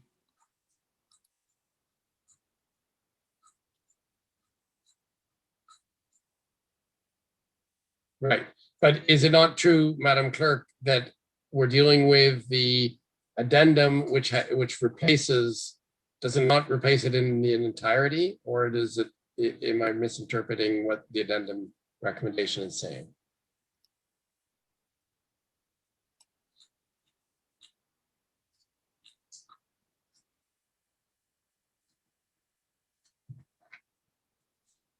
I found page 50. It's in the Exhibit A for the item D, right? Yeah. The addendum says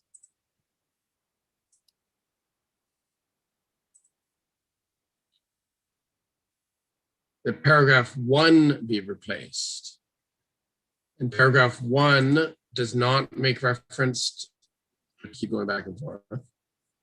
It's paragraph 1 of Exhibit A. Is it tied to, where's paragraph 1? That is it as per Exhibit A? Excuse me, Mr. Chair, I think it's My apologies, Mr. Chair, I didn't mean to interrupt you. I believe it would be page 16 of the addendum. That wasn't changed in the supplemental report. So yes, it is you're correct, it is a straight up substitution of the exhibit that's attached to the supplemental report with the exhibit that is on the original report. But the component that's being discussed about the short-term rental wasn't something that was changed in the exhibit to the supplemental report. The item that was changed in the exhibit to the supplemental report, I believe, dealt with noise. So it's page 16 of your addendum, I believe. Okay, so I'm looking at page 16 and it does look identical to what was in page 50. And therefore, it is part of the addendum, but it is identical to what was in the non-amended version, if you want to call it that, right? So the question then is, how would a councillor or a member of this committee propose not including this bylaw?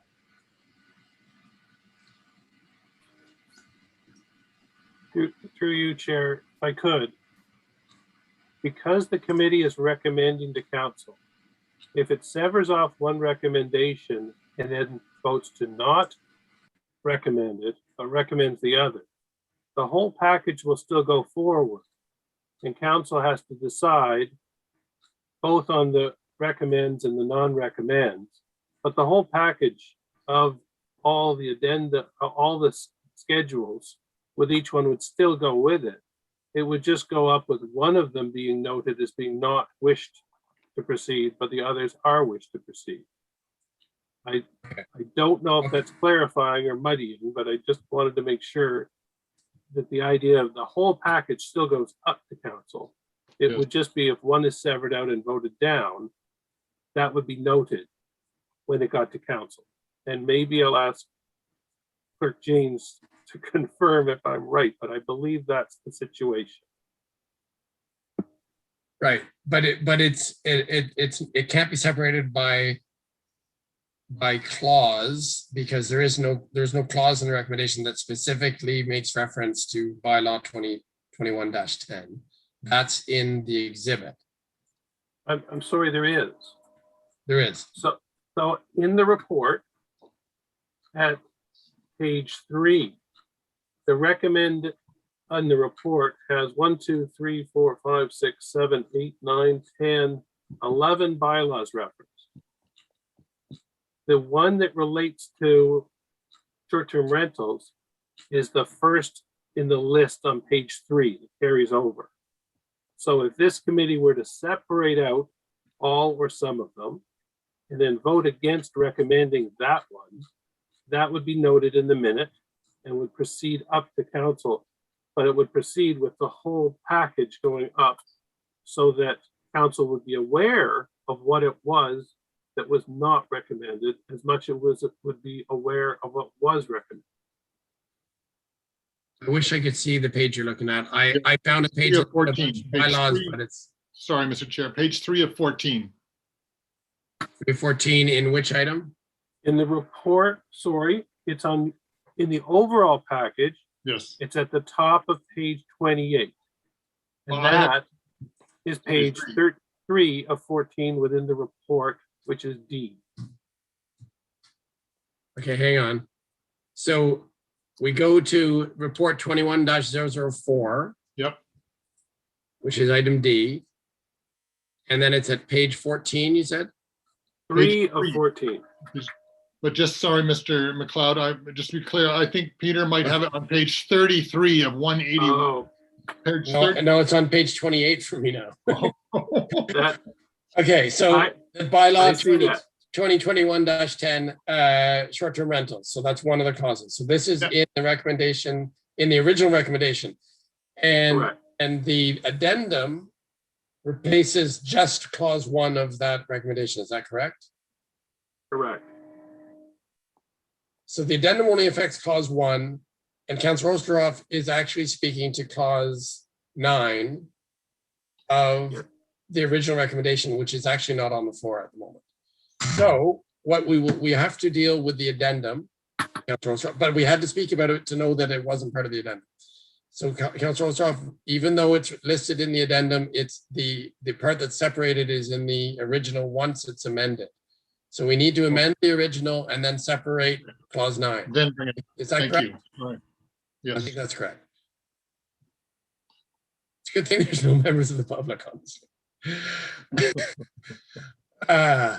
All right, so back to the schedule. So we're on the addendum. The supplemental report is asking that clause 1 of the original be replaced with the new exhibit A, which is 21-013, which is the report in F, right? And the report in F has added language, Mr. Campo can clarify, but the language that's added in this addendum that only affects clause 1 is what? Language to what kind of offense? Thank you. And through you, this would be through our noise bylaw, and this would be persistent barking of animals. Okay. And that's all that's being changed with the addendum. Changed for this. Okay, so the addendum is fairly minor.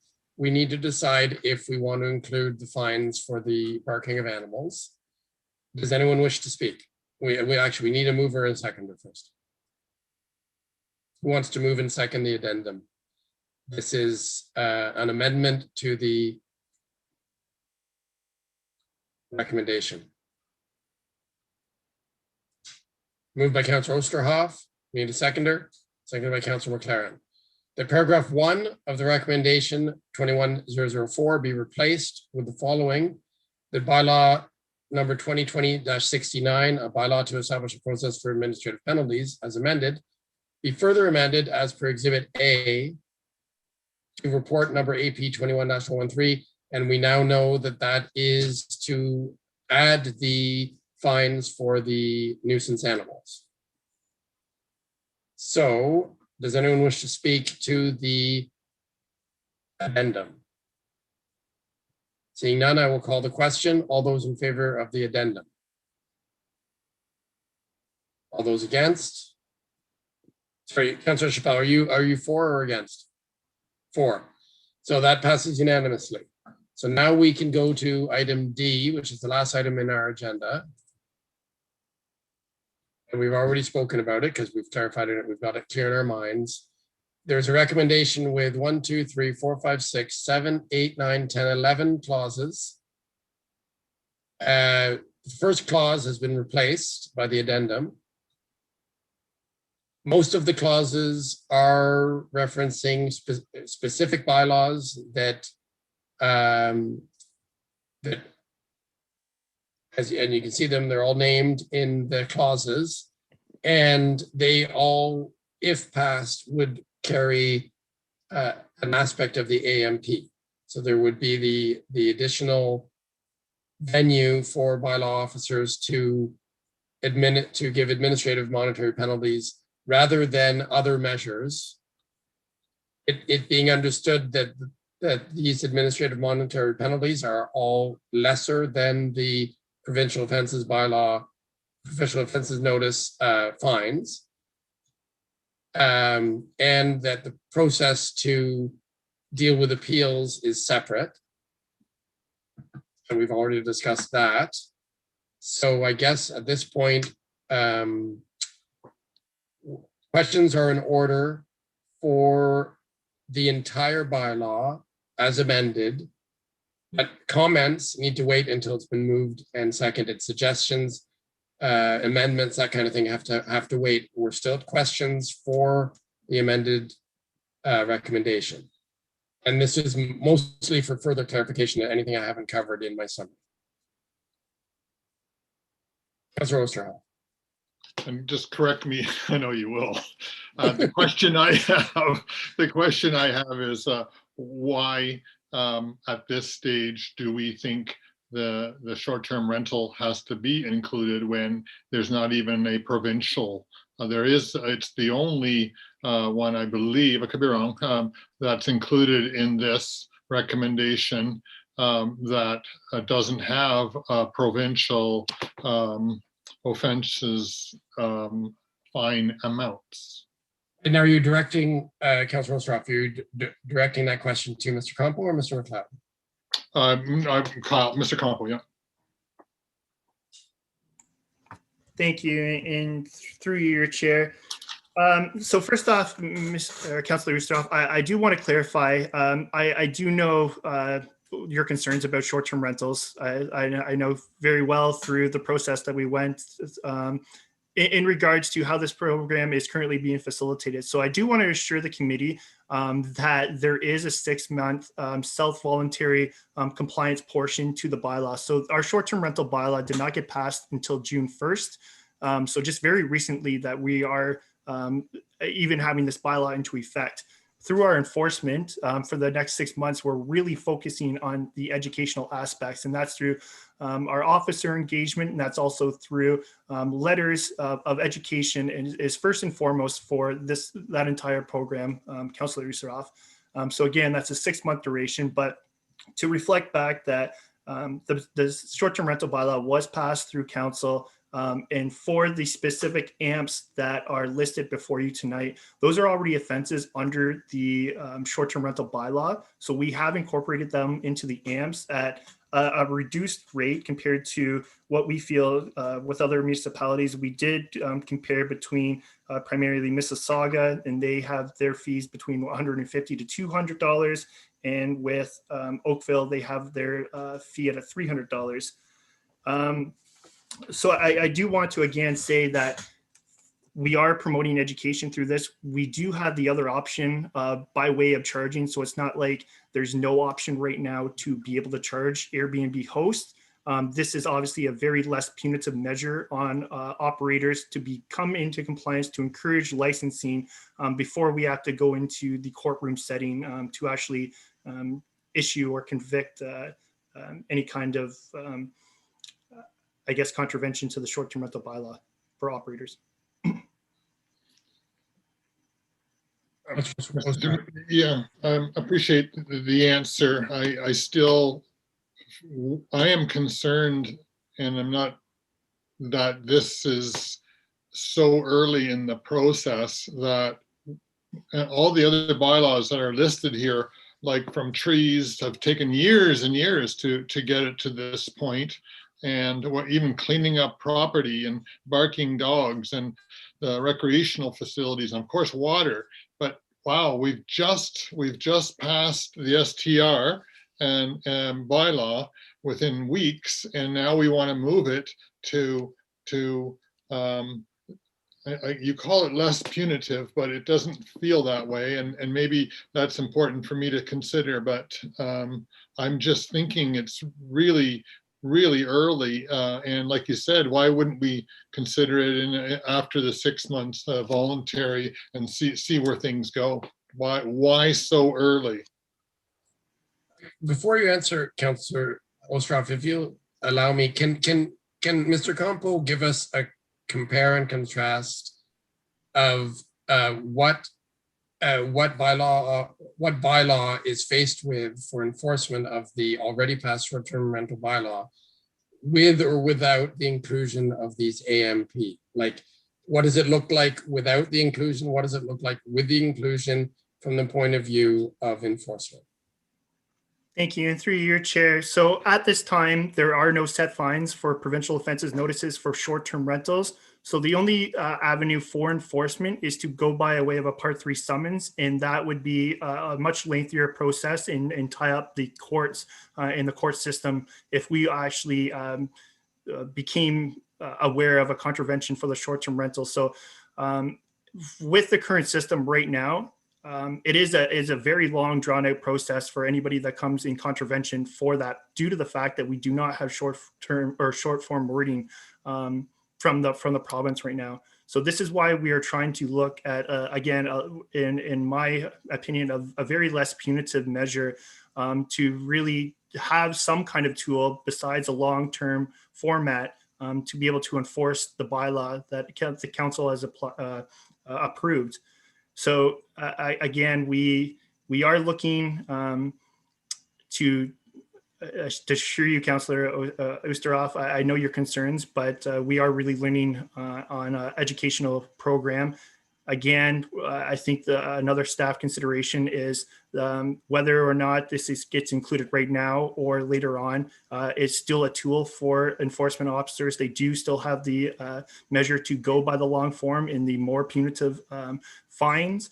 But I think, again, for consistency, what we're doing with the application of this report for the amending bylaws, we wanted to place short-term rentals in it for now, instead of putting it as it's its own thing in a later report or a later edition.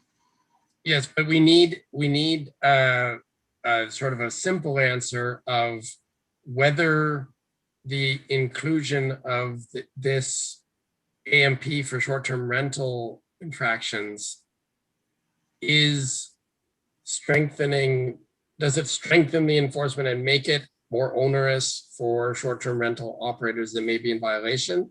Or does it actually give a less punitive option that wouldn't have existed before? Which is it? Because depending on which side you are in, whether you want more regulation for short-term rental operators or less regulation for them, you need to know what this does to the entire situation. Thank you. And through your chair, I think that in terms of using the tools that we have right now, again, this is a less punitive measure, and it is more of an enforcement tool that we're able to use right now more effectively than the measures that we have currently before us for enforcement. So in terms of gaining compliance towards licensing after the self-compliance timeline, this is an avenue where it's in a timely and effective measure to be able to gain that compliance for licensing. First and foremost is one of the measures.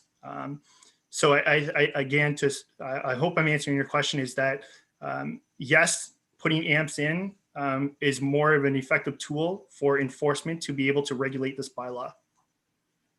Okay, but I think in your answer, you also seem to say, because we're having an issue with voluntary registering and voluntary buy-in to the program, that having this less punitive measure might support more voluntary buy-in by the operators. Is that what you just said as well? Thank you. And through you, I believe, yes, that being able to create an AMP would create more of an urgency to be able to license. But again, I think we're taking away from this is based on an educational approach for this system. It's not meant to be punitive in nature. And at the end of this, if we are providing AMPs to the individual that's in non-compliance, if that is not working, Councillor Stroud, then like we've indicated before, there's other measures that we could go for more punitive measures. So if we were to issue an AMP and then we were still seeing non-compliance, then we were able to escalate that to a further charge. Okay. We'll go back to Councillor Oosterhoff. I think he might have another question that could help clarify this. Go ahead.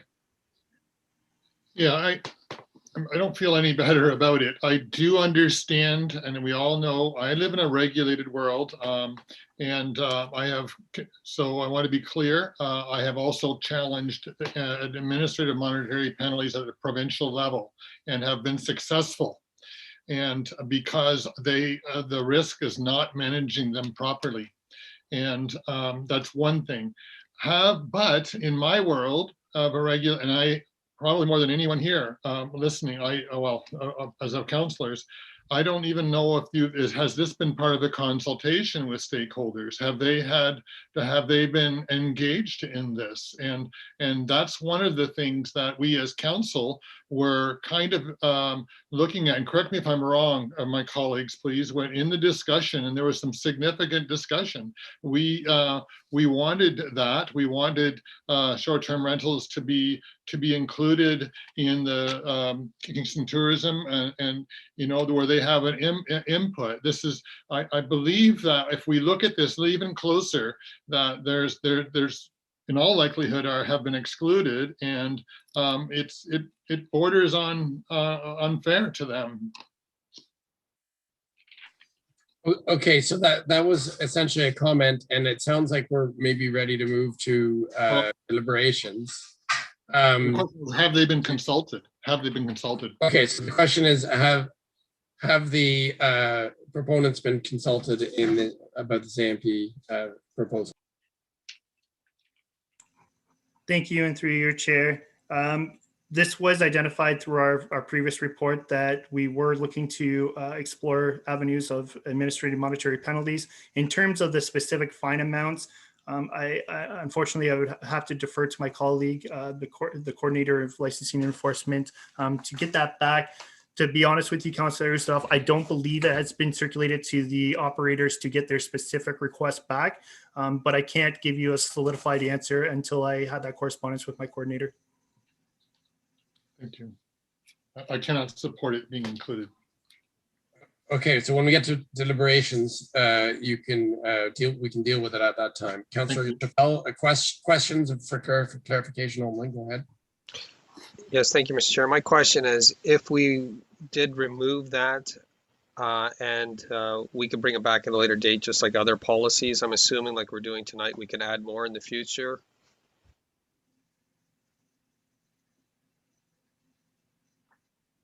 Sorry. Question to staff: if one of the bylaws is removed from the AMP proposal, can it be added later in the future? Thank you, and through your chair, yes, it can, Councillor Chappelle. Thank you. Okay, seeing no further questions, I need a mover and seconder for the recommendation so we can move to deliberations. Moved by Councillor McLaren, second by Councillor Chappelle. I'm not going to read every single clause, but I'm just going to name the clause as I go through. I'm going to summarize. So the recommendation is that the Administrative Policies Committee recommend to Council, and then the first clause is actually the new clause from the addendum. The second clause is the solid waste management bylaw. The third clause is the bylaw to provide maintaining land in a clean and clear condition. The fourth clause is a bylaw to provide the regulation of the use of parks and recreation facilities with Kingston. The fifth clause is regulation of water supply. The sixth is noise. The seventh is nuisance parties. The eighth is regulate short-term rentals. Or is that the ninth? Hang on, have I lost track? 1, 2, 3, 4, 5, 6, 7. No, it is the eighth. The ninth is destruction or injuring of trees. The 10th is fees and charges, just fees and charges to be collected by the corporation. And the last clause is provision and enforcement of orders during a declared emergency. And that one has Exhibit K in the original report attached. So, as we heard earlier from the Deputy Clerk, any of these clauses can be separated and voted on separately. Any of these clauses can be separated and amended. And I believe they could even be deferred, any of the separately. But we would have to be at the will of the committee, and you'll need 3 votes for any action. So with that in mind, you've got comments you can make and you've got actions you can take. Who wants to go first?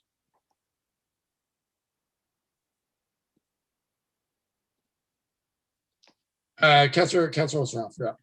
Mr. Chair, will we do you want the comments now? Obviously, I want to make a bit of a final appeal on the short-term rental bylaw, but do we go through 1 through 6 and then it's number 7, or which one? I'm not sure which one it is. When do we discuss it? Discuss it now, or when just before we vote, or because we're separating?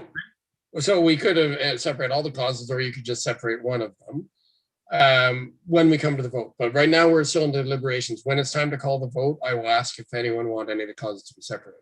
Okay. So you can speak to any of the. So, well, I'll speak to it again just for one more time to recap it a little bit. I think that it would show prudence for us as a committee to have to not be supportive and let council decide when it comes before council. I'm not sure when this will actually come before council, then we can have a more fulsome discussion there. At least it highlights the concerns that I'm bringing up.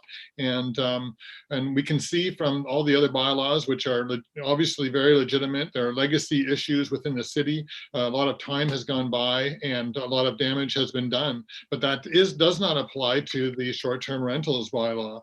And so we have time on our side here. We don't know where it's at with that particular bylaw and that industry, and it gives it a chance to have the 6 months. I think it's prudent for us to allow time to go by to make sure that maybe it's a non-issue. Maybe they're a very compliant industry, and we'll work closely with the city. So, but you know, I will have more to say when it comes before council, and because I will do my further research. But I think that we ought to consider not supporting it tonight.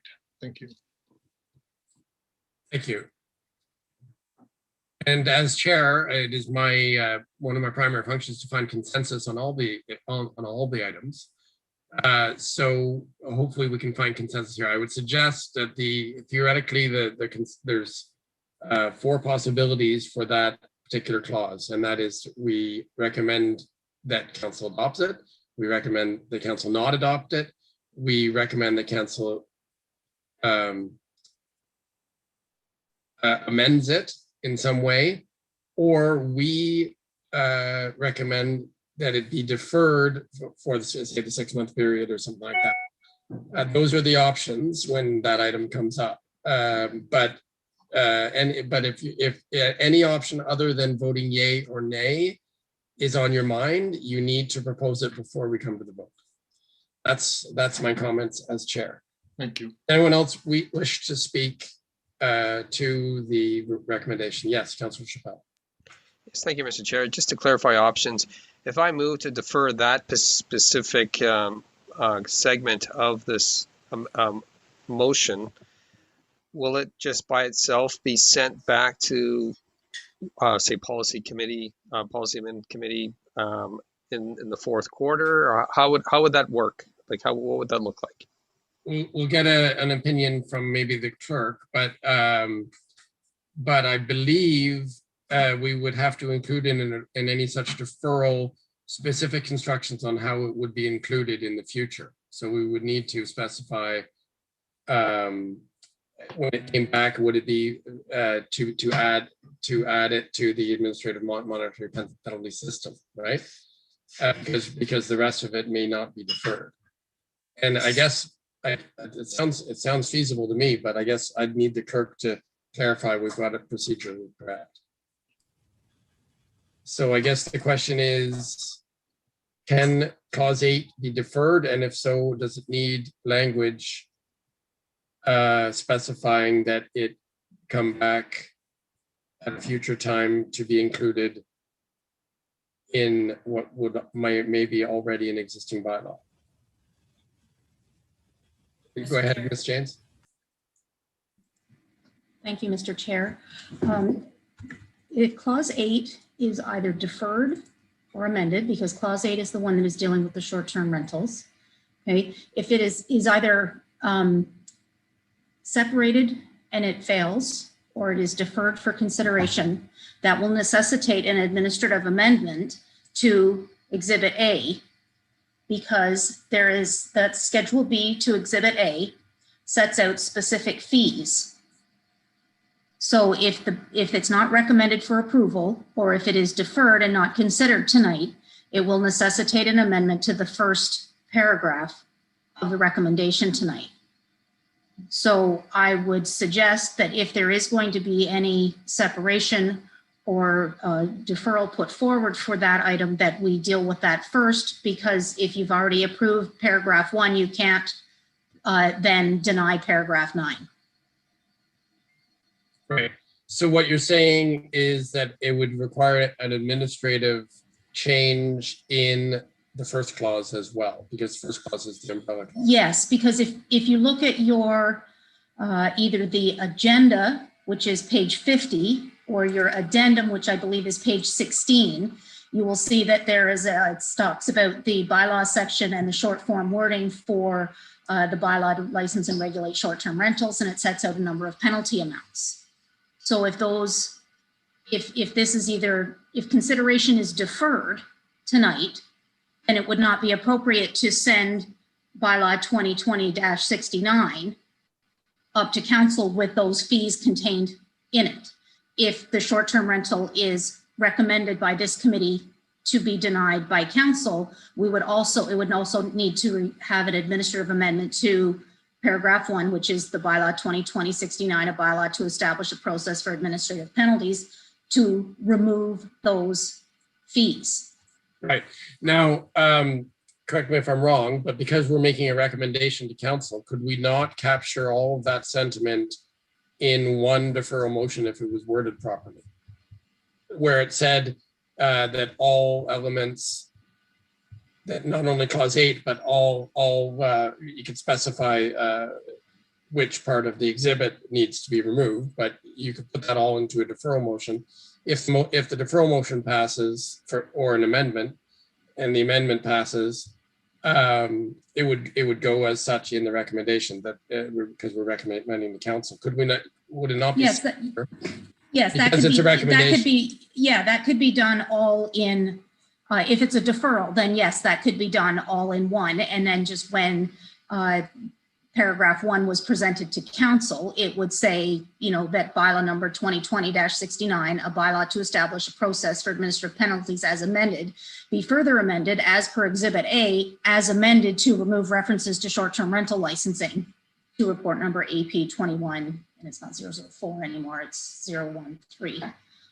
Okay. Right? Because we would have to present the short-term, the process for administrative penalties, we would have to present that as amended, because it wouldn't be going forward to council for consideration. Correct.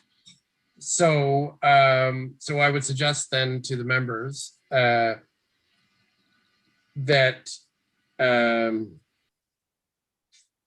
we may need a recess for such a deferral if you're thinking of moving it so that you get the wording right and you can work with the clerk.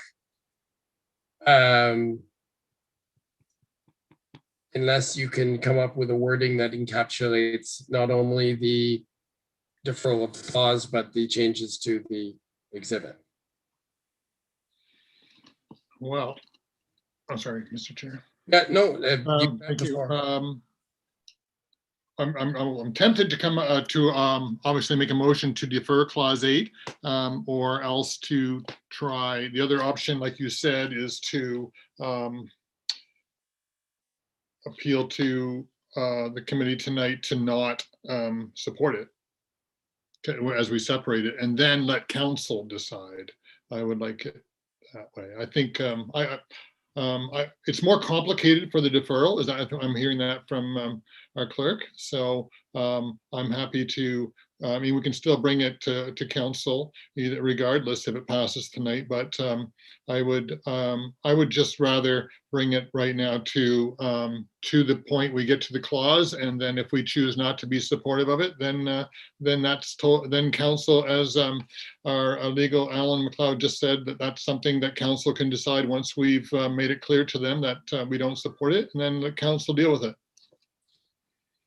Thank you, Councillor. So, and I'm thinking that the two are relatively close in outcomes, that if we defer or we vote down and council upholds that recommendation, either way, even if it's voted down in its current form, it could still come back, and that would be similar to a deferral.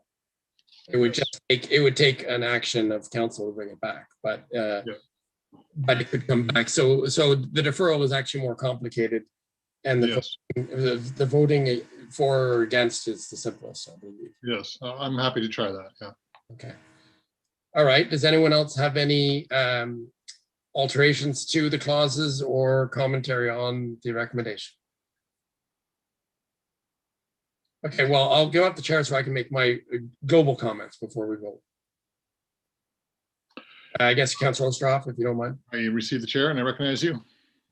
Okay, so we heard tonight, we went through this very thoroughly, and I'd like to thank Mr. Compline, Mr. McCall, Ms. Janes for their input.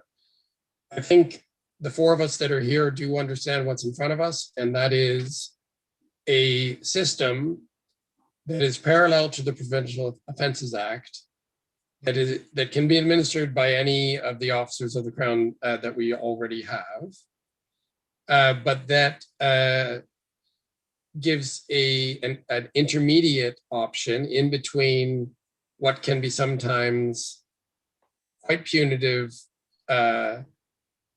fines and also what can be considered an onerous process with the way that it ends up in the courts,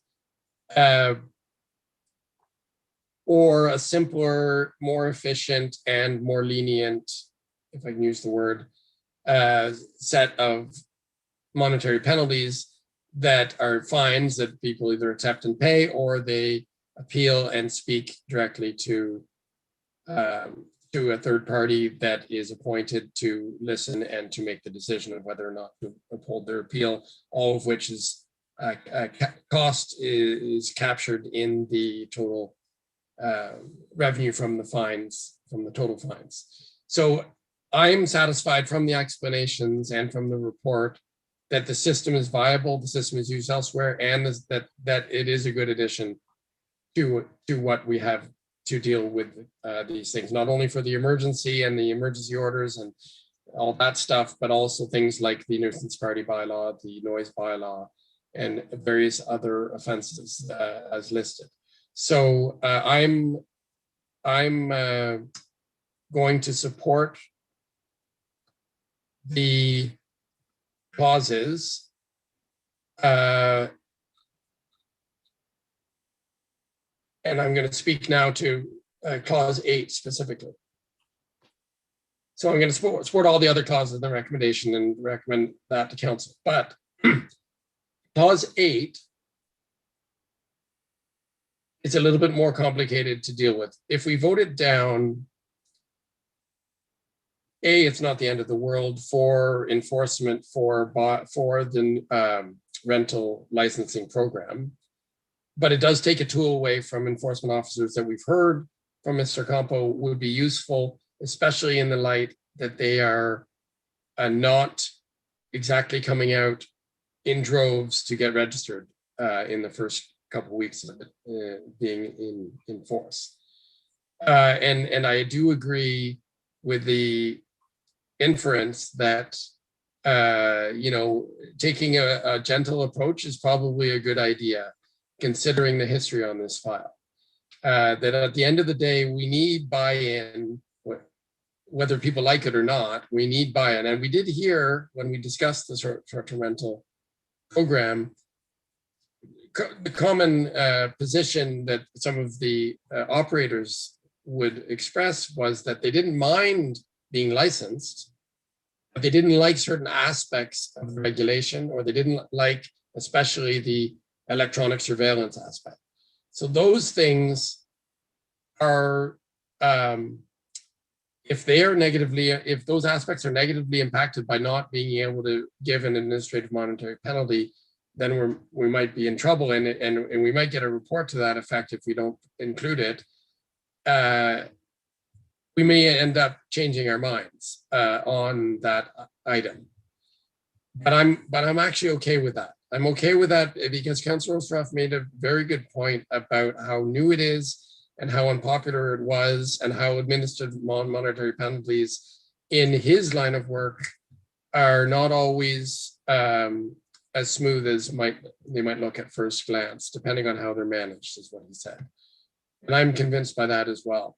So I think we need to tread carefully with the short-term rentals. And I actually think that that it makes a lot of sense. I am for regulation.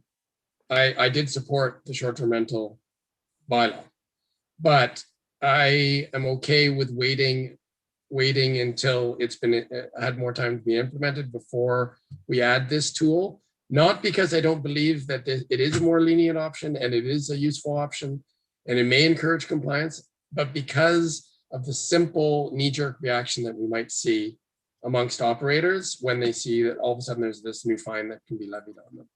They already feel pretty hard done by. So it's not that I don't believe in the system. It's that I actually think I might vote against the clause because I think we're being a little too hasty in including it at this time. And that maybe it'll be clear in 6 months or a year's time that it definitely needs to be included. And at that time I might support it. But for tonight, I'm gonna go with Councillor Osterhoff and vote against clause 8 and vote in favor for everything else. And that's my comments. Thank you. And I return the chair to you. Thank you. Does anyone else wish to speak to the recommendation? Okay, well, it's that time. We'll have to vote on the amended recommendation. Remember, we've already amended clause 1. And I guess at this time, I'll ask if anyone wants any of the clauses to be separated. For example, first off, yes. Number 8. Yeah. Please, Does anyone wish any other clauses 1 through 7, 9, or 10 to be separated? Seeing no hands, we will vote on clauses 1 through 7, 9, and 10, and 11, I guess. There's 11 clauses. So 1 through 7, 9, 10, 11. We'll vote on those first. And clause 1 was already amended. So do we have a mover, Madam Clerk? Is this moved already? Mr. Chair, Ms. James just has her hand. Oh, okay, go ahead, Madam Deputy Clerk.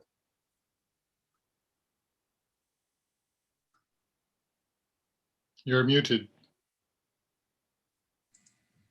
Thank you for letting me know that. It would be appropriate to vote on clause 8 before other clauses to know the result of that, because as I mentioned before, if clause 8 is not successful, it will necessitate an amendment, an administrative amendment to clause 1. So it would be appropriate to see the result of clause 8 before we vote on the remainder of the clauses. Thank you. Thank you for reminding us. So that's what we'll do. We'll call the question on clause 8, but I do need to ensure that it's been moved and seconded. Has everything been moved and seconded? Yes, it has. Yeah, it was, I believe. Okay, so on clause 8, bylaw number 21-10, a bylaw to license and regulate short-term rentals in the city of Kingston, be amended as per Exhibit H to report number AP 21-004. All those in favor? All those opposed?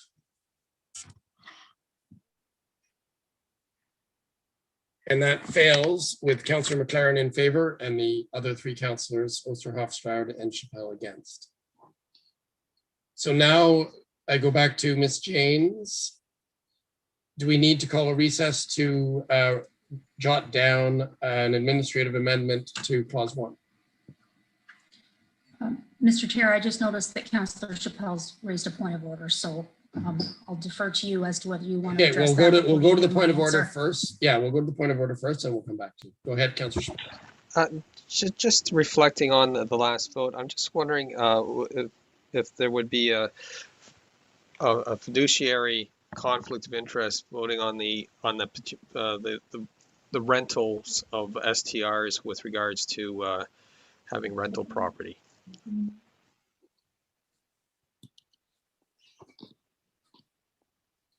Sorry, I don't understand the point of order. Well, I'm just wondering if Councillor McLaren should have recused himself from that specific vote, that's all. Oh, I see what you're saying. He did not declare pecuniary, but I guess I can give him the opportunity to do so now, and then we'd have to have a revote. Councillor McLaren, you wish to declare pecuniary? No, I do not. Based on legal advice in the past for similar things as this is not the market that I am in. Okay, so Councillor McLaren has voted and it was in order. So yeah, thanks for being diligent, but it's not necessary. So now we'll go to Ms. James about the administrative amendment. Ms. James. Mr. Chair, I don't believe it's necessary to take recess. I believe the committee understands that paragraph 1, Exhibit A, Schedule B will need to be amended to remove the references to the short-term rental licensing bylaw. So on that understanding, I believe it is appropriate for the committee to vote on the rest of the clauses as a whole. Well, you've just said the amendment right in one sentence. Why don't we just write it down and vote on it? That clause 1 be further amended to remove all references to the to bylaw 2010-010, right? Sorry. Certainly, if you'd like to give us a few moments just to get that. 2021-10. Yeah, so we'll just take 2 minutes. I'm gonna have a pee myself, and we'll come back. We'll put that in writing, and we'll get that in there, and then we'll be done. All right, we'll see you in at 10 minutes after 10. Thank you.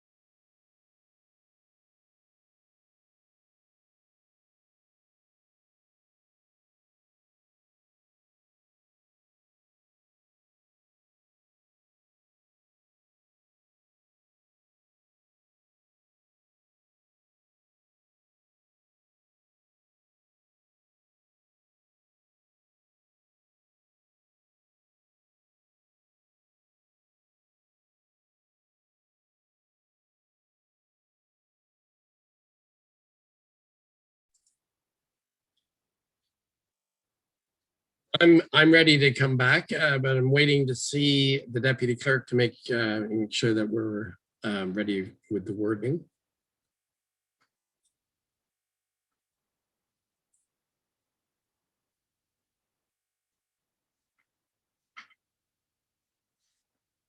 Okay, so we're back from recess. We've got Mr. McLeod, we've got Mr. Campo. Just waiting for the clerks.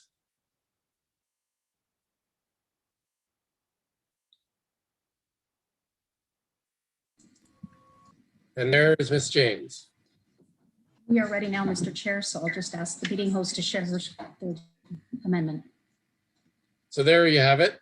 The bylaw number 2020-69, a bylaw to establish a process for administrative penalties is as amended, be further amended as per Exhibit A, as amended to remove references to short-term rentals in Schedule B to report number AP 21-013. So this replaces clause 1, correct? Yes, that's correct, Mr. Chair. So, and we don't need an additional amendment to amend the recommendation to replace the clause. We just insert this before we vote. Is that correct? Yes, that's correct, because this amendment is necessitated by the failure of clause 8. Okay. So this is the new clause 1. Maybe we'll vote on it, and then we'll vote on the balance of the recommendation. So does anyone wish to speak to the amended? I mean, it's an administrative amendment. No? Okay, so all those in favor of clause 1? And that passes unanimously. And now we have clauses 2 through 7, 9, 10, 11. That each one deal with a different bylaw that will be subject to the AMP. I've already read them. All those in favor? And that also passes unanimously. And that's everything for this item. And I believe that brings us to the end of our agenda. Can it be true? So, where are we? Number 9, motions. Madam Clerk, I believe there's no motions or notices of motion. That's correct, Mr. Chair. Is there any other business? I'm going to be very strict about this. It has to be, okay, there isn't any. I can't tell you about the Red Sox score. Well, sure, why not? I encourage you all to go watch the game if you have the package, because it's 6-6 and tied or something. It's fabulous. Okay, very exciting. Well, you haven't missed it completely. The next meeting is, we already heard, August 4th, 6 p.m. It'll be virtual again. And now I need a motion to adjourn. By Councillor Spell, second by Councillor McLaren. All those in favor? And that passes unanimously. Thank you very much, folks. And good job, everyone. We did our work tonight, didn't we? We'll see you next time. Thank you.